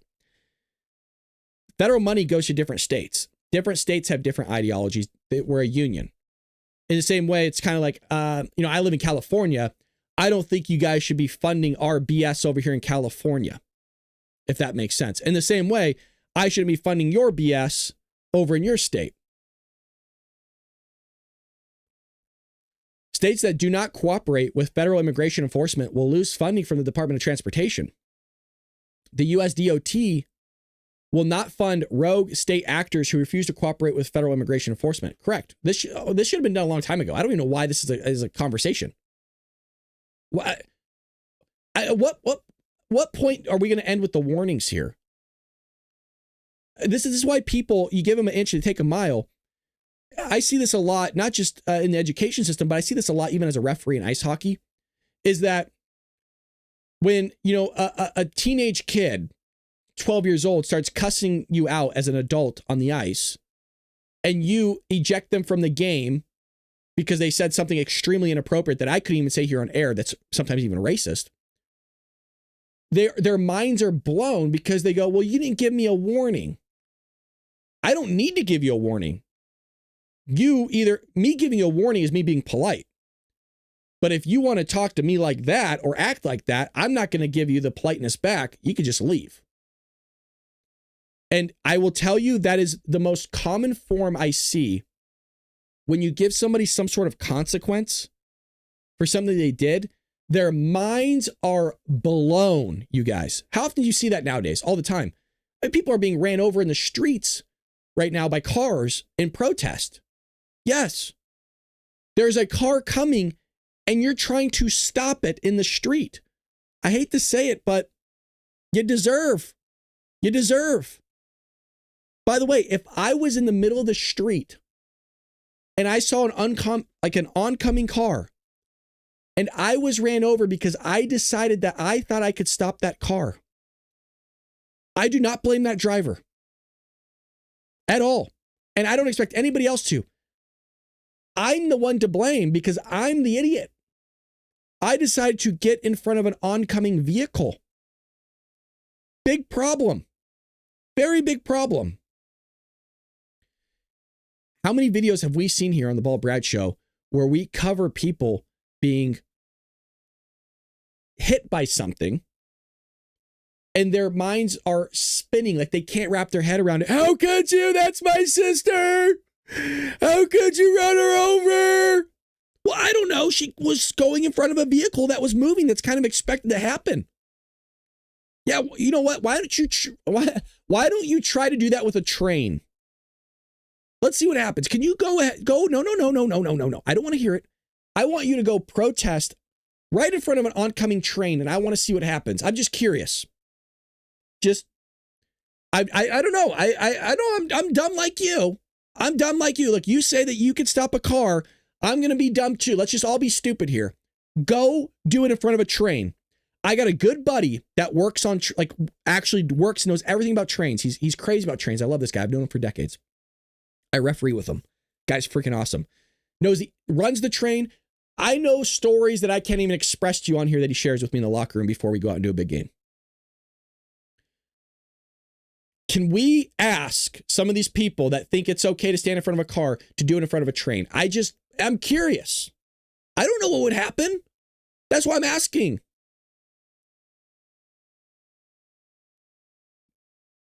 It's not, all I'm saying, it's nice to see Darwin at play. It's nice to finally see him show up. It's been a long time. He's been hibernating. He's been napping. Really good time to see him come around. The policy applies to cities that do not protect infrastructure from rioters, and to cities that stand by while rioters destroy transportation infrastructure. Don't expect a red cent either. Follow the law or forfeit the funding. Yes. It's not complicated. None of this is complicated, but it is to the left. Remember, they cannot wrap their head around a lot of this stuff, you guys. I know we can. We're sitting here going, this is obvious. You don't want to follow the law. You shouldn't get any money. It's the same thing with all the universities. And by the way, why are we? We need funding to the universities for research. Okay, but I mean, what other funding is going to the universities that we don't need to give them? I mean, it's $100,000 like to go to NYU. As to why it's $100,000, I don't know. Probably because you're paying all these athletes all this money, which is going to be more now because we did a report just about a week and a half ago, 2 weeks ago, where now all these athletes are going to be paid millions of dollars in some cases. It's not whether they should or shouldn't. It's just going to jack up your prices for college. Now, I don't care because I already got my education. I could care less what happens in the education field now. Now, I said it to a certain extent, right? Because they're also indoctrinating our kids and all that other stuff. You always love how all these people, I always love when somebody tries to tell me that something's not happening, that are never haven't been in a classroom in like 20, 30, 40 years. Oh, well, I went to a back to school night for my kid. Oh, wow, that's sick. Oh, good for you.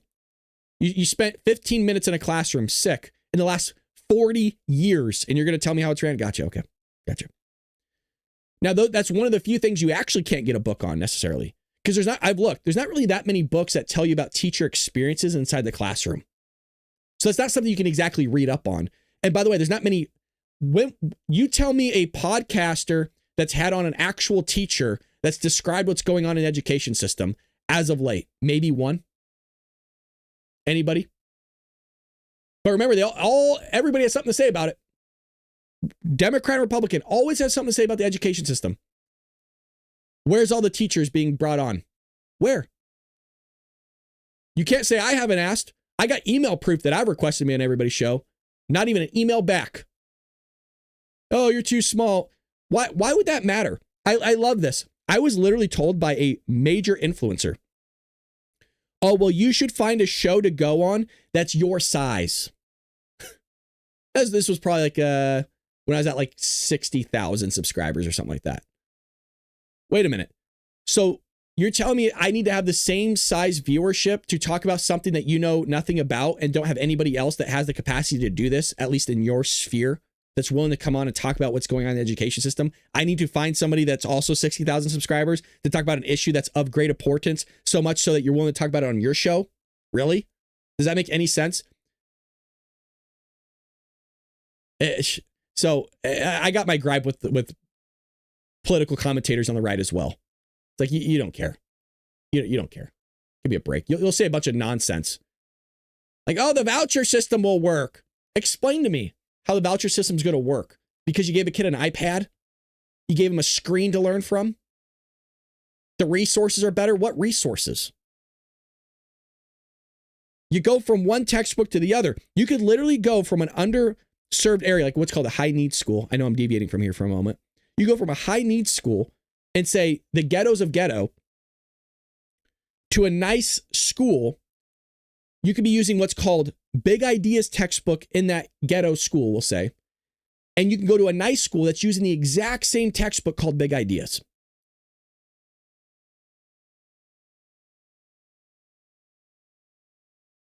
And by the way, based on the learning environment, it ain't that much different. Kids are crazy there, they're going to be crazy here. But it's going to change everything. Oh, it's going to revolutionize the education system. Gotcha. Sure it is. Sure it is. Mm-hmm. Well, we have studies that this kid went from here on a voucher and that it's worked. Yeah, they also said the same thing about COVID vaccine, didn't they? Well, we saw that it worked for this guy. Now everybody should do it. Mm-hmm. Oh, that guy went skydiving and his parachute didn't open. Genius. Yeah, he survived it. Survived it without a parachute. That's a really dumb analogy. I don't know where I was going with that. I haven't had enough coffee yet. As you can tell my voice, I haven't been sleeping well. That's too much information. Guys, can we talk about it? I haven't been sleeping well. I've been getting, probably realistically, well, my watch is saying I'm only getting 4 hours. That's not, I'm sleeping more than 4 hours, but that's what it's reading as far as like what I'm getting. So forgive me if I'm a little loopy. And I don't know what's going on. I don't know who I am anymore. Oh, it's good seeing all of you. We're not going anywhere just yet. I just want to check out the chat for a moment, kind of take a second to breathe. I've been talking nonstop for an hour and a half now. Brad, I have to run. I'll be here for a minute. I appreciate it, Karen. Thank you. Appreciate you. Liberty says, who hasn't liked the stream? Do it now. Thank you. Yeah, what's going on over here? Rumble's always lacking in thumbs up. I almost feel like it doesn't actually register the thumbs up because we have like 70 people over there and it has 17 thumbs up. Brad, stop drinking in bed. I can't get off the bottle. Just having a bottle with whiskey in it. Hell yeah. Alrighty. So most Americans say so-called Maryland man, illegal alien, is likely an MS-13 member. Oh, what gave you that idea? Just God, dude. Maybe the tattoos. It's crazy to me that, you know how there's that photoshopped, it actually says MS-13 photoshopped though. But right below it are all the symbols that are very common to utilize in MS-13.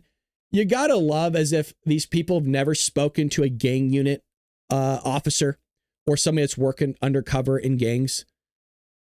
Why do people act so stupid all the time? The way I use that word act very specifically. Why do people act stupid? They're not stupid, but they act stupid. We all grew up with the show Cops. We all grew up with reality TV. We all grew up with scripted TV. Everybody knows. Because, you know, all these women and stuff, and guys too, are all into true crime. Like, true crime's the big thing. Everybody knows that people are identified by symbols. Everybody knows this. But when the Maryland man appears, oh, you can't use symbols anymore. You can't. It's not a thing. Even though MS-13 is one of the most popular gangs in the world, also one of the most violent gangs in the world, also one of the most documented gangs in history, with photos that, I mean, the amount of photos that we have in archive through the departments is head spinning. And so when officials, especially officers, come out and say, yeah, that's a pretty known gang tattoo, but it doesn't say MS-13, you should probably listen to the guy. You've seen a lot more MS-13 tattoos than you have. It's amazing how everybody all of a sudden is an expert whenever something comes out. I'm never an expert unless it comes out about the education system. That I'm an expert in. My master's is actually in that. And I work in that field. Everything outside of that, I'm not an expert on. I know enough about accounting to get by in terms of taxes. I can have a conversation about it. But, you know, it's been a decade that I've been out of accounting. I wouldn't be able to really hold my own anymore. If somebody questioned me about, oh, well, what's your debits and credits? I couldn't even tell you anymore. It's been so long since I've even looked at it that I couldn't tell you anymore. The majority of Americans say that Kilmar Abrego Garcia, the illegal alien infamously defended by Democrats as a Maryland man, is likely a member of the MS-13 criminal organization, a new poll says. Yes. A whopping 62% of Americans believe that the illegal alien, who was deported by El Salvador earlier this year, is likely a member of the Salvadorian gang, a recent Harvard-Harris poll found. Just 38% of respondents to the poll said that Garcia should have been defended for deportation, and 43% of Democrats said that he is likely part of the criminal gang. By the way, that's a lot more Democrats than I thought it was. I thought it'd be a lot lower. I thought they were in love with the Maryland man. Oh, he's just a Maryland guy. He's a good guy. He's a good guy.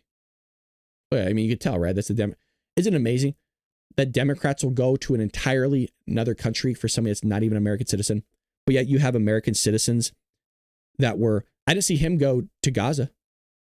I didn't see him have this meeting with Americans that were kidnapped by Hamas. I didn't see that. Did any of you? Did I miss it? Did any of you see that? That's weird. That's weird.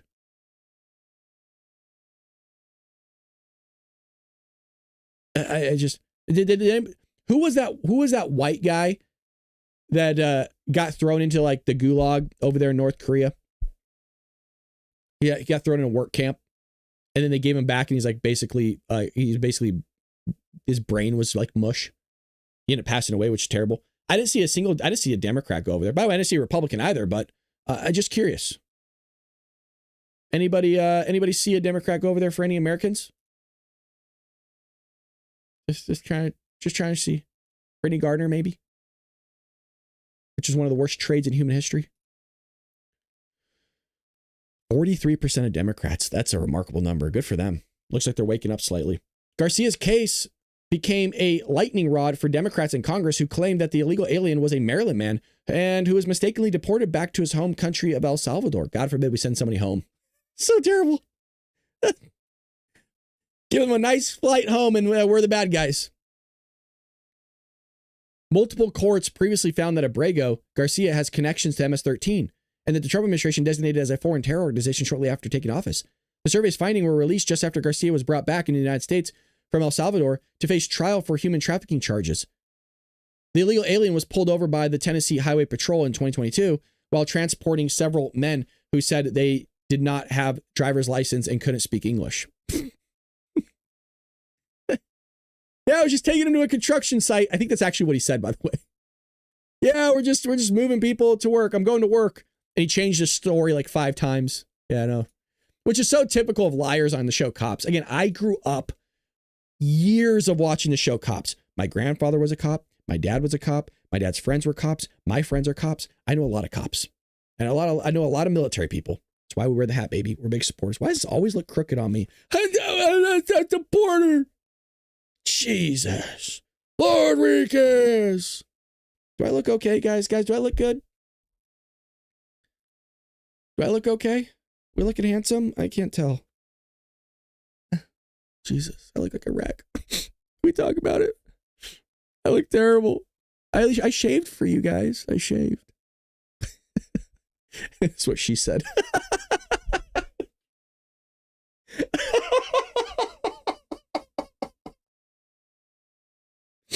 Oh, yeah. Oh, that's a good one. All right, moving on. We talked about this yesterday, but we just talked about it. We didn't actually break down the article. It's just something that was mentioned. Trump admin pauses ICE arrests at farms, hotels, and major shift on immigration enforcement. This is what I was upset about, and then I went on a rant yesterday because it's okay for somebody else to break the law, but it's not okay for me to break the law. Gotcha. It bugs me, man, because I'm a rule follower, or I try to be at least. It doesn't mean that I don't break the rules. Taco Bell cheeseburger. Thank you for following me over at Rumble. And heck of a username, man. Can you imagine if Taco Bell sold cheeseburgers? Cheeseburger sounds really good, like a McDonald's cheeseburger with fries, something that's just super filled with preservatives. That gives RFK Jr. the cheeseburger. It's full of unprotected preservatives. RFK would be spazzing out over that. So we talked about this yesterday and I lost my ish. I went on a huge rant. Trump administration has instructed immigration and customs enforcement agents to stop immigration raids and investigations at farms, hotels, and restaurants. The new guidance sent by senior ICE official Tatum King via email last Thursday instructs regional ICE leaders to hold on all work site enforcement investigation operations on agriculture, restaurants, and operating hotels. So basically, we're saying bye to all illegal immigration, I guess. Momo says, do you think Russia will attack the Baltics? No, I do not. The Department of Homeland Security, they got enough of their hands tied right now. They got enough to worry about over there with Ukraine. They barely handle that. The Department of Homeland Security did not dispute the contents of the email, telling the Times that it will allow the president's direction and continue to work to get the worst of the worst criminal illegal aliens off of America's streets. Okay.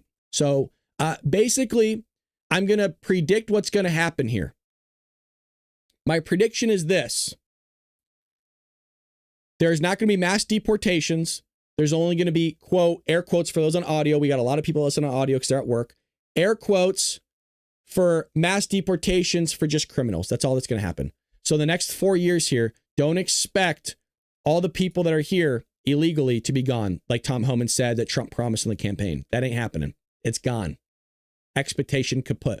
The moment I saw this, and I had to reflect on it yesterday after I went on my rant and kind of sat down and cooled off for a bit, mass deportations are gone. Off the table. Not happening. Now, he might change, but GG. Next 4 years are just going to be honed in on criminals. So you're going to have 15, 20 million here, more than half the population of some of our states, depending on how you do the distribution. It's not a big deal, though. It's fine. They're all good people. They get to break the law, but we don't. It's fine. We live in this country, but we don't get to break the law.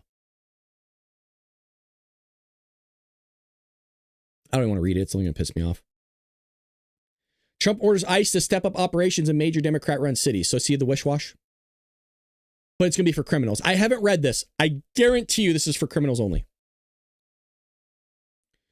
So ICE officers have been ordered, to broaden the single largest mass deportation operation in U.S. history targeting crime-ridden and dangerous. I I'm not even kidding. Hand to God, I'd never read even past this. I saw this and I just like, I'm going to talk about it. So everything that Trump promised, out the window.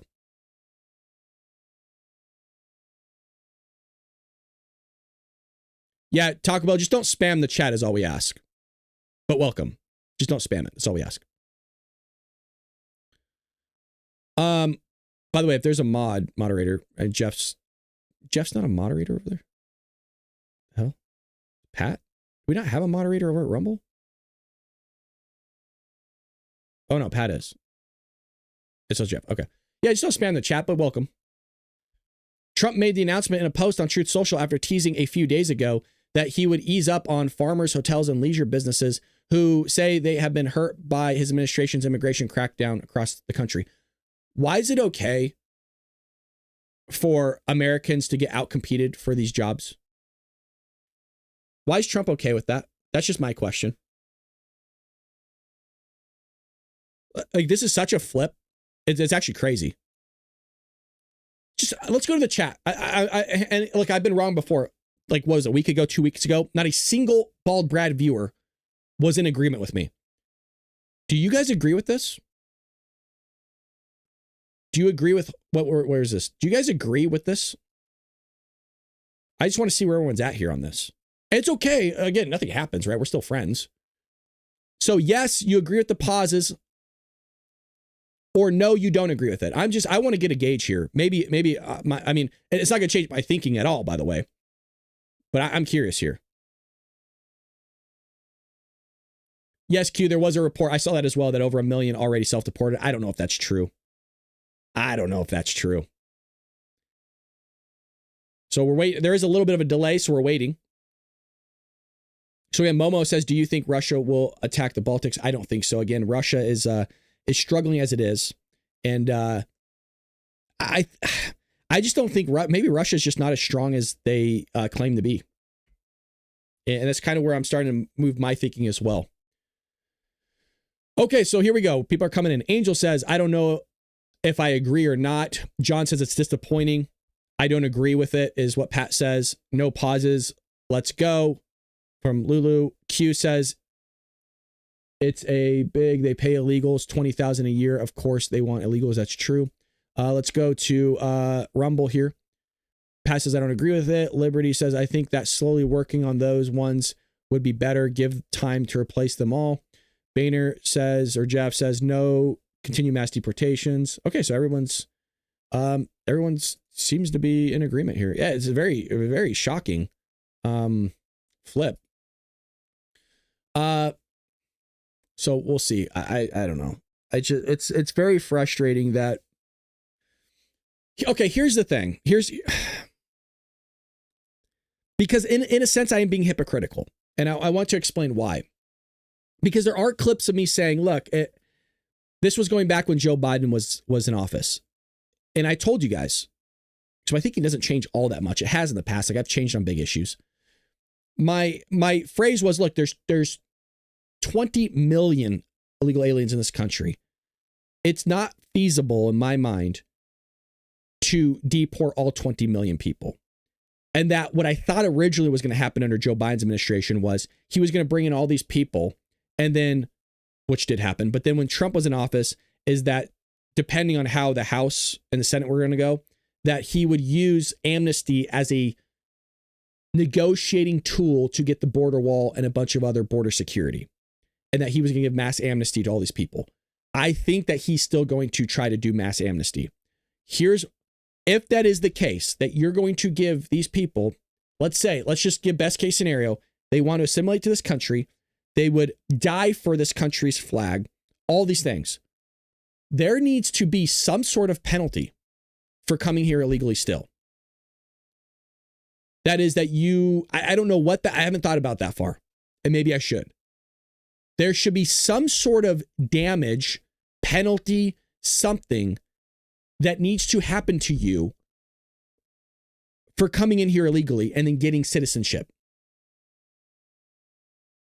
Something. As to what that is, I'm not sure. I mean, maybe you guys can let me know. but it's something, again, that I have to meditate on. But I think that should be the case. Like, you shouldn't just get a free, like, oh, cool, that's it, nothing happens to you, that's fine, screw everybody else that was in line.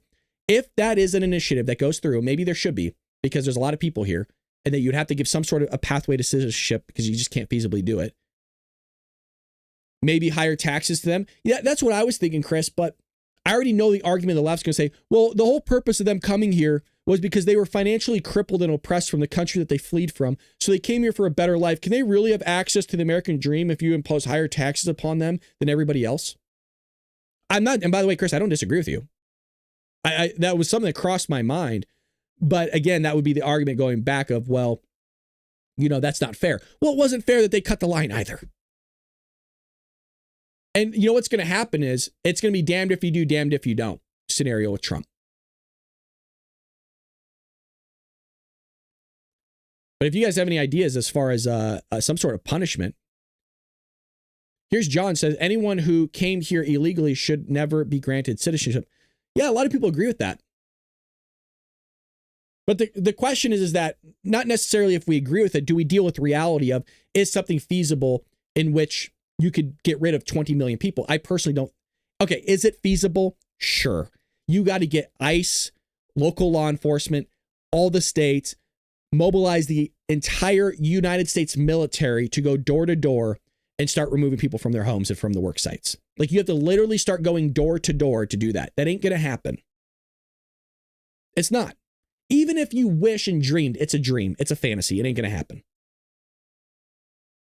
And that's what I said years ago. And my thinking has not changed. Am I frustrated with all this? Absolutely, because this is a mess that Democrats created, and now we have to deal with it. It's frustrating, man. It is very, very frustrating. Again, I don't like when people break the law. And you know what the stupid argument the left says is, well, do you ever go over the speed limit? You break the law. Do you ever do a California roll at a stop sign?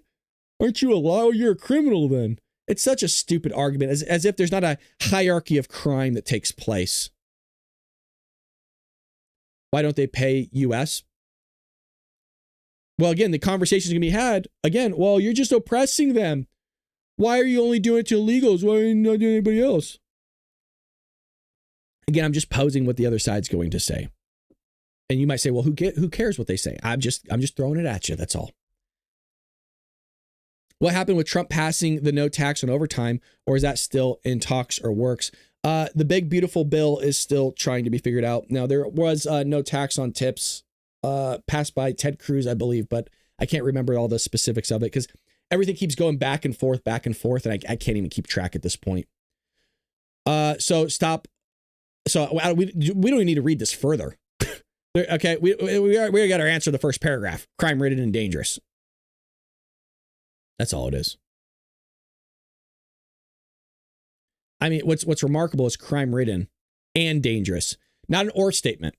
So notice that the language is always specific, usually.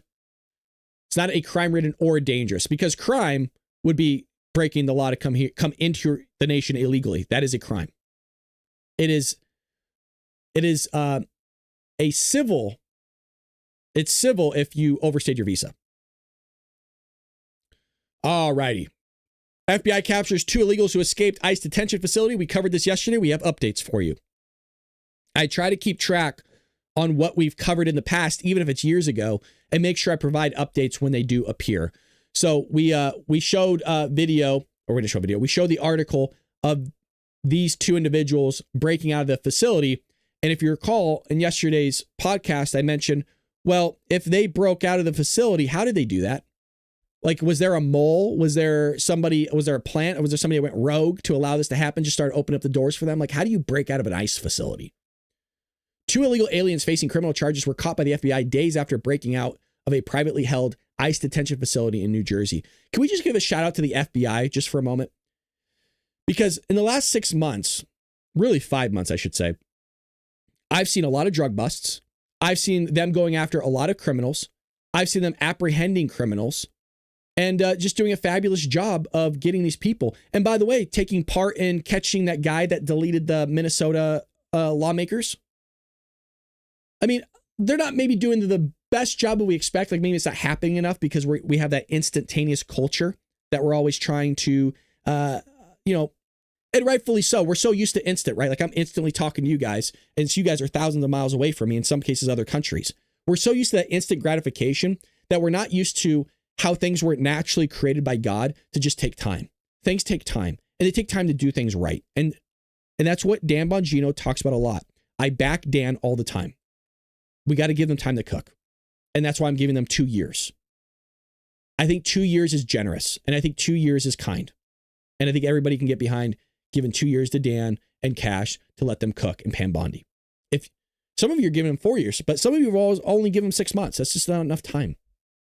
Can you imagine the bleep storm that they were handed by Biden, that slept on the job for 4 years, legitimately, took over 40% vacation, more than any sitting U.S. president ever? And by the way, that's just calculated on him leaving and going to Delaware and a few other places. That doesn't count the time that he spent sleeping at the White House, you guys. Of how much time do you think legitimately he spent doing nothing? I would say 70, 75. Legitimately. And I'm not being satirical. I'm not even making a joke. I think he legitimately he wasn't working 75% of the time. That other 25% is loosey-goosey. So here's the two individuals. No joke, this guy actually looks kind of familiar. What? So anywho, there you go. They got the guys. That's always great. This guy just, boy. Yikes. All right. Suspected Minnesota assassin went to homes of 2 other elected officials. So this is also updates on what's going on with the Minnesota assassin that was apprehended and caught. A federal prosecutor revealed on Monday that the suspected assassin who went after Minnesota State Senator John Hoffman and State Representative Melissa Hortman, along with their spouses earlier Saturday morning, also visited the residence of 2 other state lawmakers between the attacks.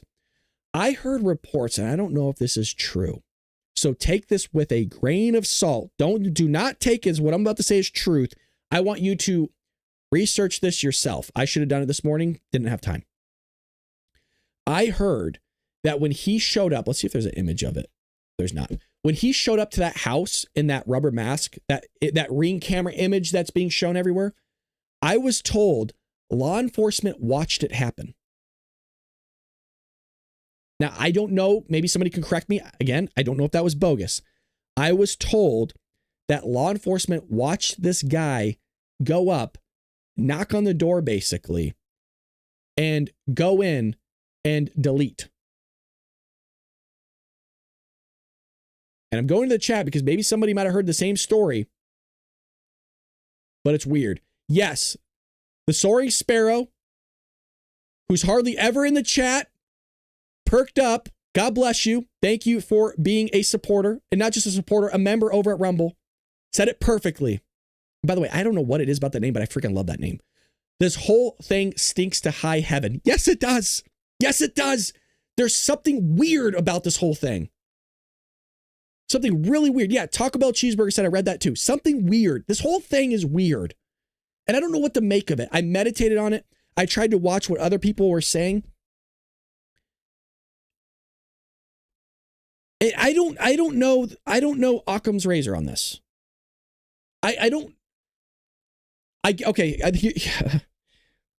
Keep it simple, stupid. Here's the simple answer, and it very well could be this. The guy's a lunatic. He didn't agree with these lawmakers going against the agenda, and he deleted them. The guy's a psychopath, and he popped off. It's probably been bottling up for years, and he's just been wanting to do it, and finally he just lost it and did it. That's the simple answer. But this thing stinks like the Butler, Pennsylvania stuff. I can't wrap my head around it, man. I've tried, you guys. I promise. I don't just sit here after the show and just, turn off my brain like the left does. I've watched so many podcasts on it, man. Everybody's saying the same thing. Like, it just doesn't make sense. None of this makes sense. And I'm hoping that finally that we got Cash and Dan in there, that they're going to come out and clear things up for us. I'm hoping.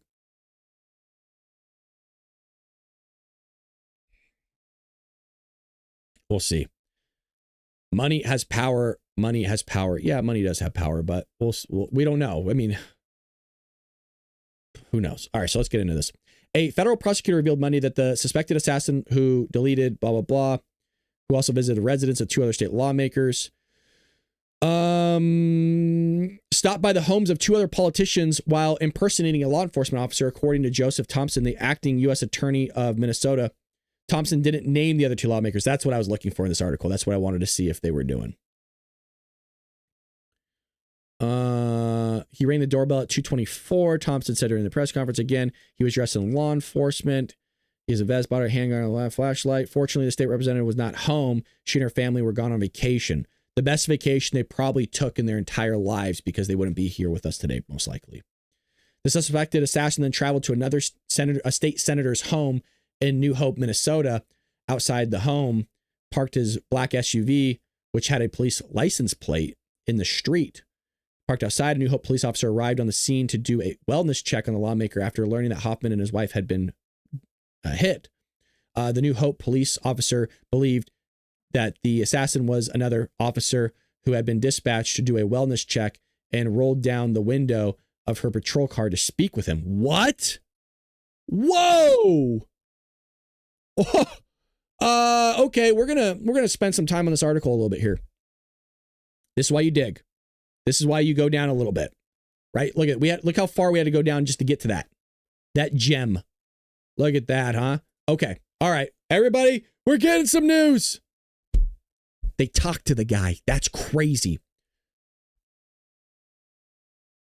The assassin was parked outside a New Hope police officer arrived on the scene to do a wellness check after learning that Hoffman and his wife had been shot. The New Hope police officer believed that the assassin was another officer. Now, again, this doesn't surprise me totally, in the sense that we were told by another officer that if you were to put an actual officer and this assassin right next to each other, that you wouldn't be able to tell the difference between the two. Who had been dispatched to do a wellness check and rolled down the window of her patrol car to speak with him. This is something out of a Hollywood movie where the guy walks out and he's just assassinated a bunch of people and he's shooting the you-know-what with the police. It's like some Tom Cruise Mission Impossible stuff. In 2025. I don't blame the police officer, but I'd be curious what that conversation sounded like. Was the body cam going? I want to see body cam of that. The assassin did not respond. According to the officer, he just sat there and stared straight ahead. So the New Hope police officer, who had been dispatched to the scene, proceeded to the state senator's home, and she waited for other law enforcement to arrive. When they did, by the time they did, the individual had left the scene. It's almost like a Michael Myers movie, Halloween, where he shows up and police are just looking at him, he just disappears. The suspected assassin's next target was State Representative Hortman in Brooklyn Park, Minnesota, where he basically deleted her and her husband. The assassin allegedly had a hit list containing the names of numerous Democratic lawmakers and abortion clinics in his vehicle. See, this is where people are getting confused. It's like you're going after Democratic lawmakers, but then, and then you're going after abortion clinics. It's just all confusing. It's just all confusing. I don't know. It's too early to try to figure this out. It's like, I don't know what to make of it. People are saying he's Republican. People are saying he's Democrat. Who knows? Who knows? People lost their lives. That's what we do know. That's the sadness of it all. People lost their lives. It's just terrible. It really is, man. It just goes to show you there's psychos out there. And then people wonder why us millennials don't open our doors when people knock. I ain't opening my door. I don't know who you are. I'll peek through the window. And by the way, when I look through the eye hole, I'm quiet, man. I'm stealth.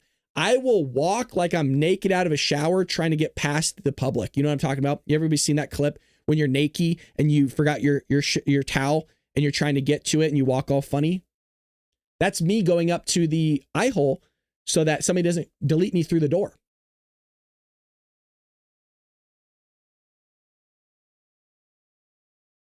So I'm going to the chat real quick, just trying to see what you guys are writing. Again, we're over at TikTok. If anybody wants to join us over there, we've been streaming almost 2 hours. Greatly appreciate everybody. We'll most likely be streaming more today for gaming. Just a heads up. Again, we're going to be doing Bald Brad gaming. I just want to be clear on that. People are going to come to my channel and be like, why is he gaming?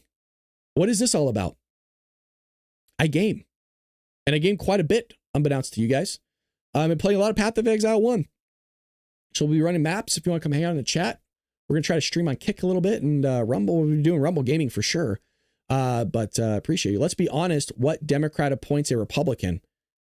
That is true. But, Jeff, I'm going to be fair. I will name somebody who appoints Democrats. Reversal. Donald Trump. But that's not what you said. You said, what Democrat appoints a Republican? Good question. Democrats don't appoint Republicans, but Republicans appoint Democrats. Study shows how many times cable news outlets referred to violent LA riots as peaceful. Oh, baby, I can't wait. There's certain articles that I just like, I can't wait to get to because they're at the end. And you got to save the best for last, right? You got to save the best for last. Now, this is not the last, but it's still one of the best, and that I can't wait to find the answer to this.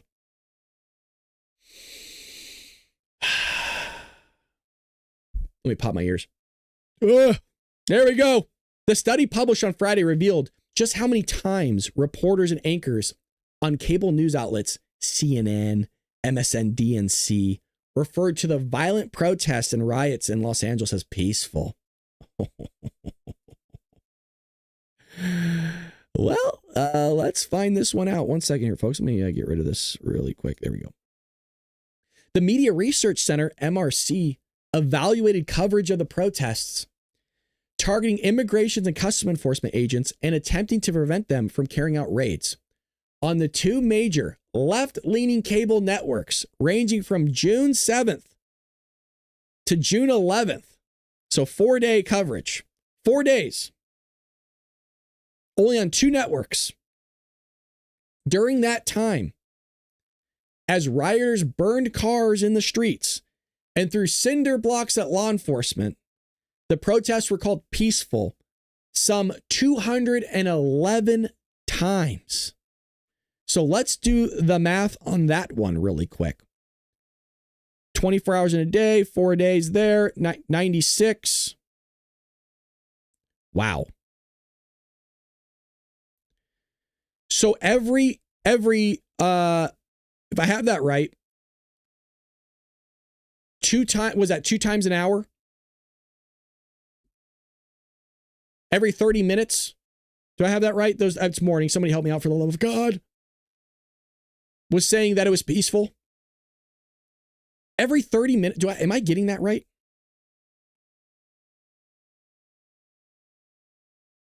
Or is that every 2 hours? I think it's every 2 hours.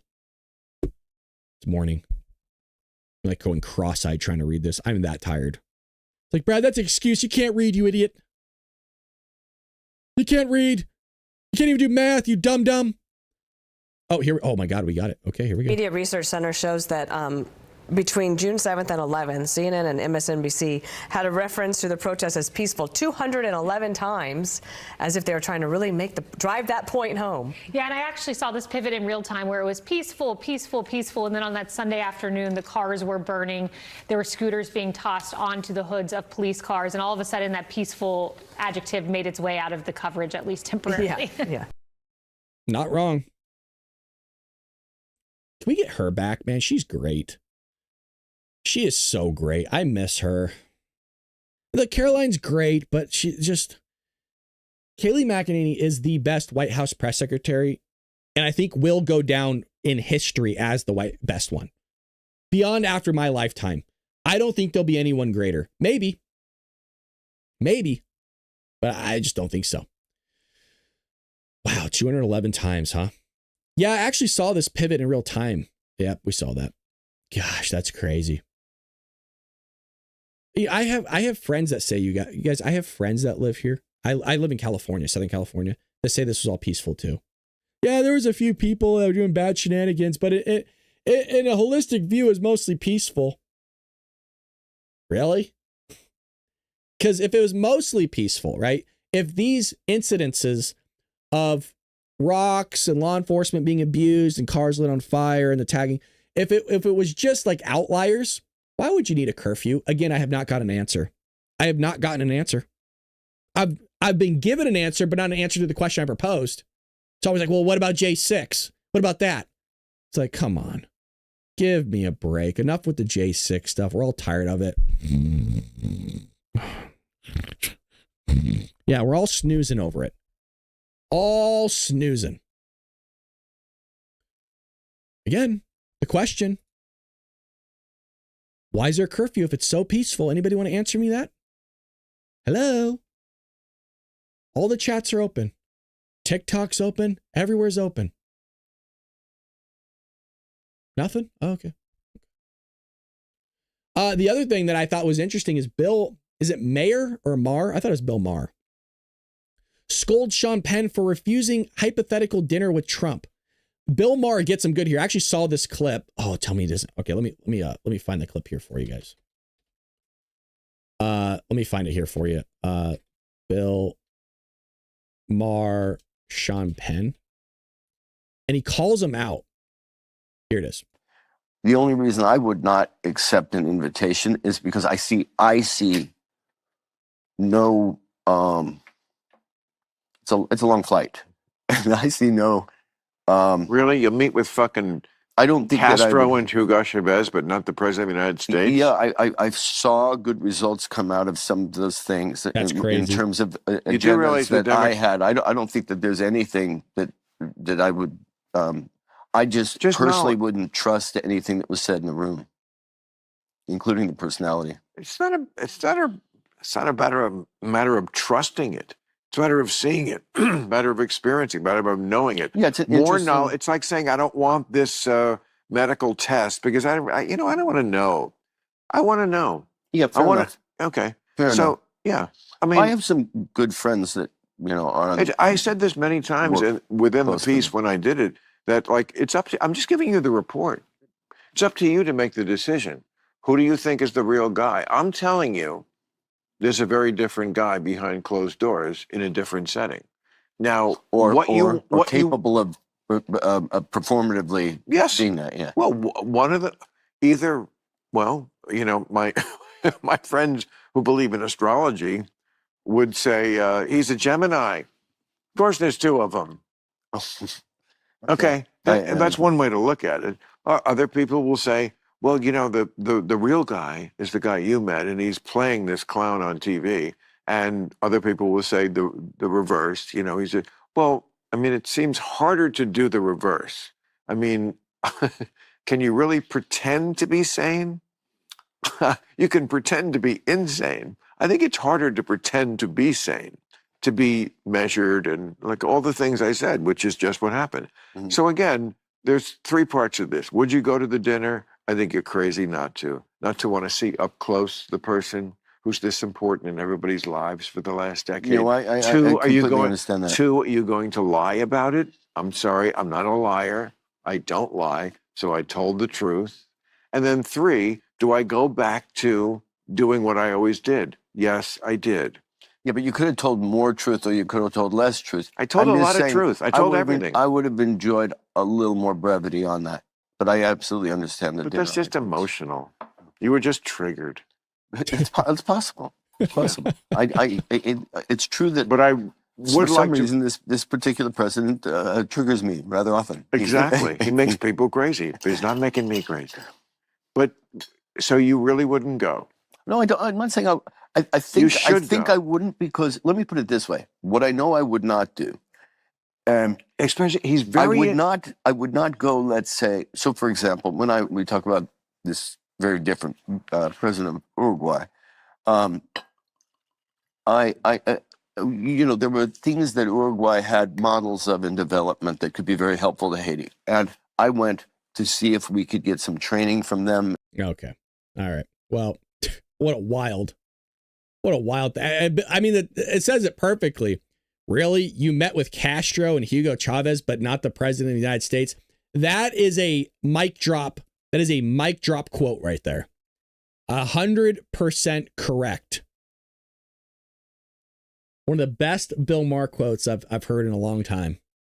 And I'm not exactly like a guy that's a big fan of Bill Maher. I think he makes great points, but it's interesting because he makes great points. Like he's very entertaining to listen to. He's a comedian and he is funny, but it's weird because there's almost like a mental block that he gets to that he just can't get past. And it's like, man, if this point and this point connect, he's like a Republican. And I know he doesn't believe that, but listening to him, it's like, man, bro, it's like, there's like a missing puzzle piece there that I know if it connects, welcome. What that puzzle piece looks like, I don't know. And if he were to ask me, hey, can you explain that to me? Like what makes you have that thinking? I would have to prepare for it. I'd have to prepare for an answer because I don't know what it is, but I know it's there, if that makes sense. What I'm saying is I would be able to find it. I wouldn't be able to find that missing puzzle piece, but I'd be able to explain it if I spent some time. But again, we're just riffing here. We're just shooting off the top of our head. There's prep that goes into the show, but not the prep that other podcasters do in the sense of diving deep into this stuff. And that's what they do. We're just giving you the news and you take what you will with it. Trump administration announces American-made Trump mobile phones. How many of you getting a Trump phone? How many? I don't know how many of you, but we're going to break this down. This is big news the other day. Trump Mobile is coming in. The Trump administration on Monday announced Trump Mobile, an American-based cellular network that aims to bring American values to the wireless industry.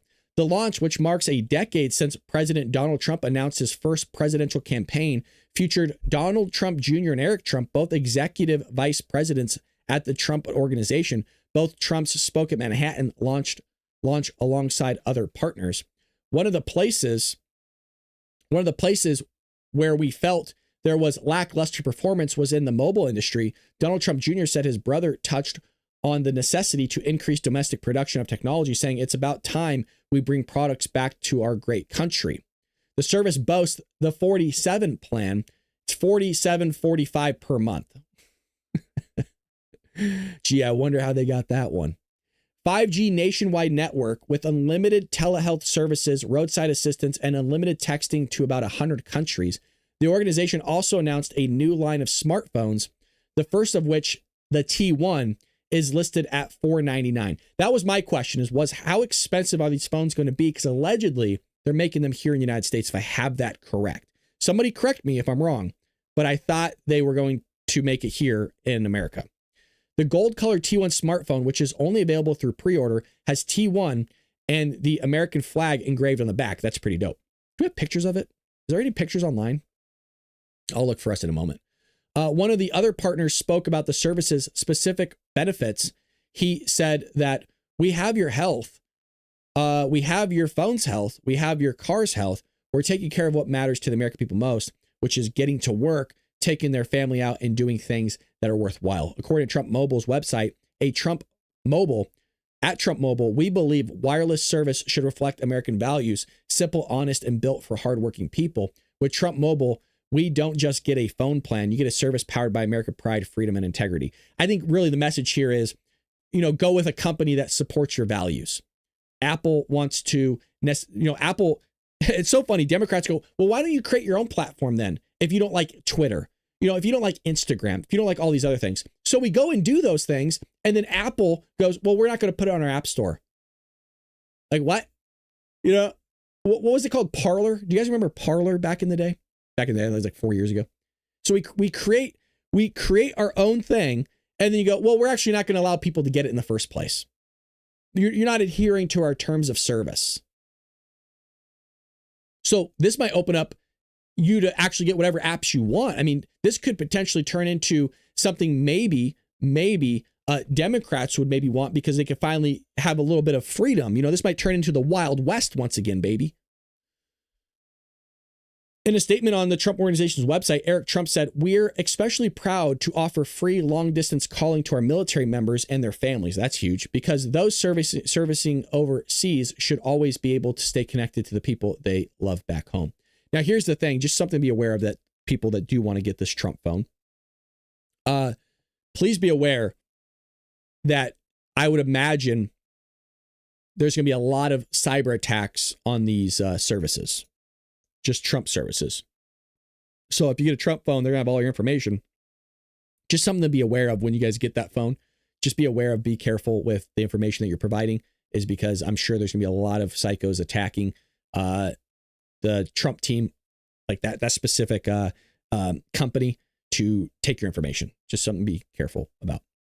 Chris is asking, is Elon in on this? I don't know. I haven't heard that he is. I know we've been all asking for a Tesla phone for years. I think that'd be dope. Elon Musk starting a phone service. By the way, I don't know why not. The guy has, I mean, don't get me wrong, I get why he wouldn't. He's only one guy having all these companies, but he has Starlink. I mean, you could have a phone that gives you really cheap service. I mean, you could put out everybody. Everybody's gone. You could just destroy the competition with a single phone by utilizing Starlink. I cannot believe that he has not started a phone company. And maybe he is on it and they just didn't announce him in it. I don't know. I really, really don't know. Here's some breaking news. A massive eruption. Wow, that's a big explosion. This is not a bomb. It looks like one. I'm going to bring this up here for all of you guys. Look at this. This is Mount Lewatobi. Is that how you say it? Lewatobi? Look at this explosion, man. Oh, boy. Whoa! Abba!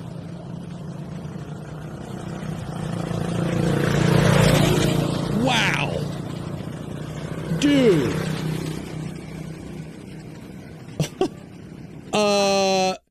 Whoa! So we'll I'll try to get some more footage on that one. That's a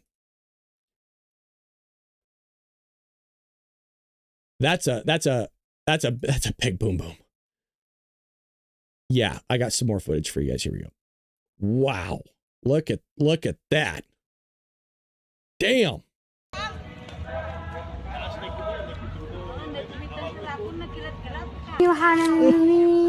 Whoa. Ini kami pantau dari Posko Bokang.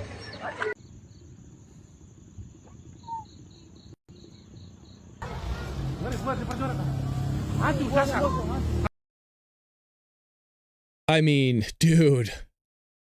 Yeah, where is that? Does anybody actually know where this is at? It almost sounds like the Philippines. I'm trying. I have my headphones down on my lap. It's hard for me to hear. Let me go to the chat. Chat, where's this at? Oh, come on, don't ask me. You guys have internet. Don't be like the left. Here, yeah. Let me do it for the Patriots.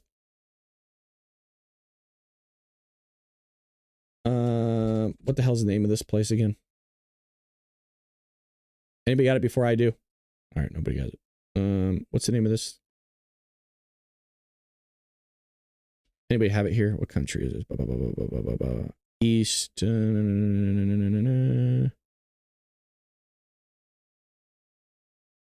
It is in Indonesia. So it's close. That's in Indonesia. Somebody says Japan. No, Indonesia. I had that right?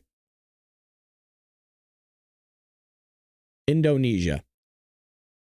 Which, to be fair, is, I believe that's relatively close to the Philippines, if I have that right? Yeah. Yeah, okay. Yeah, we're good. So, that is south of, that's north of Australia, south of, now it is, here, why don't I just, I don't want to bring that up. It's closer to Australia. It's like south of Indonesia, but it's like an island. It's like a, yeah, it's an island. There's a bunch of islands in that area. So south of the Philippines, it's kind of all there, but, and you look at, I mean, just look at, isn't that crazy? Wow. Oh, come on. People post stuff like this all the time. Do you guys see this?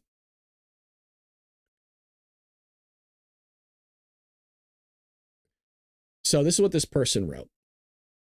Breaking: green beam spotted in Indonesia before massive volcano erupts. Locals first saw a strange green beam shoot across the sky, and now the volcano erupted. It just went nuclear, 50 eruptions in 2 hours. Indonesia Geology Agency just raised the alert to level 4, the highest. Ash could be seen from 150 kilometers away. Wow.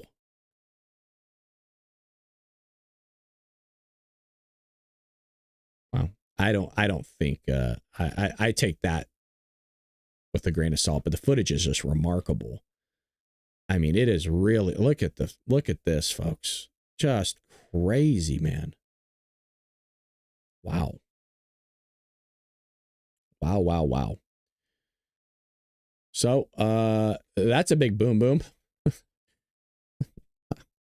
I'm sorry, man. That's a huge explosion.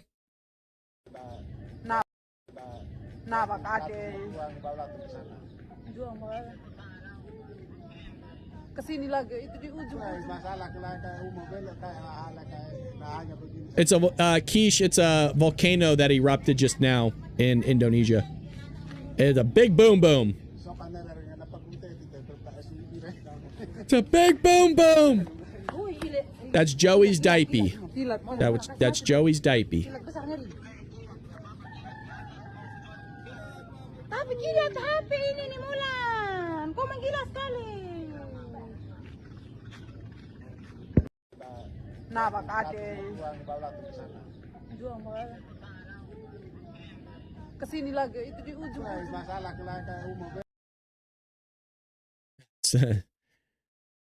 Liberty Love. I think your name's Stacy, isn't it? I think your name's Stacy. But anyways, dude, it could be used as a weapon. I don't trust anyone. Not for, I mean, what? I don't think anybody has any beef with Indonesia. Looks like a giant pit bull in that cloud. Maybe. I like how people are starting to see matrixing. That's always fun. So a big boom. A big boom. Well, there you have it, folks. That is today's show. I hope you appreciate everything that you have seen this morning. Again, we do this each and every weekday morning, 6 a.m. Pacific Standard Time. We'll be back here at 4 p.m. for a Dark MAGA podcast where we go over more long form video. Sometimes we go over White House press briefings. This will be open to everybody. So would love for you to join us this evening.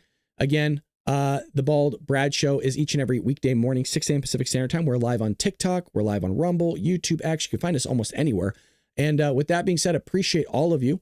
And we're not going to raid anybody today. When's the gaming? God, I don't know. Probably within an hour. I want to eat breakfast. But yeah, I'm going to be gaming. I'm going to be playing, I'll be specifically playing Path of Exile 1 is what I'll be playing. So we'll be back here on TikTok with TikTok Gaming. We'll be on Rumble Gaming. So just want to be a heads up that you guys are going to see me gaming. If you want to come in, you're more than welcome to. But with that being said, appreciate all of you. Have a great day. Pray for this country. Pray for Donald Trump. Pray for the world. With that being said, I will see you a little bit later today for Dark MAGA. Take care, Patriots.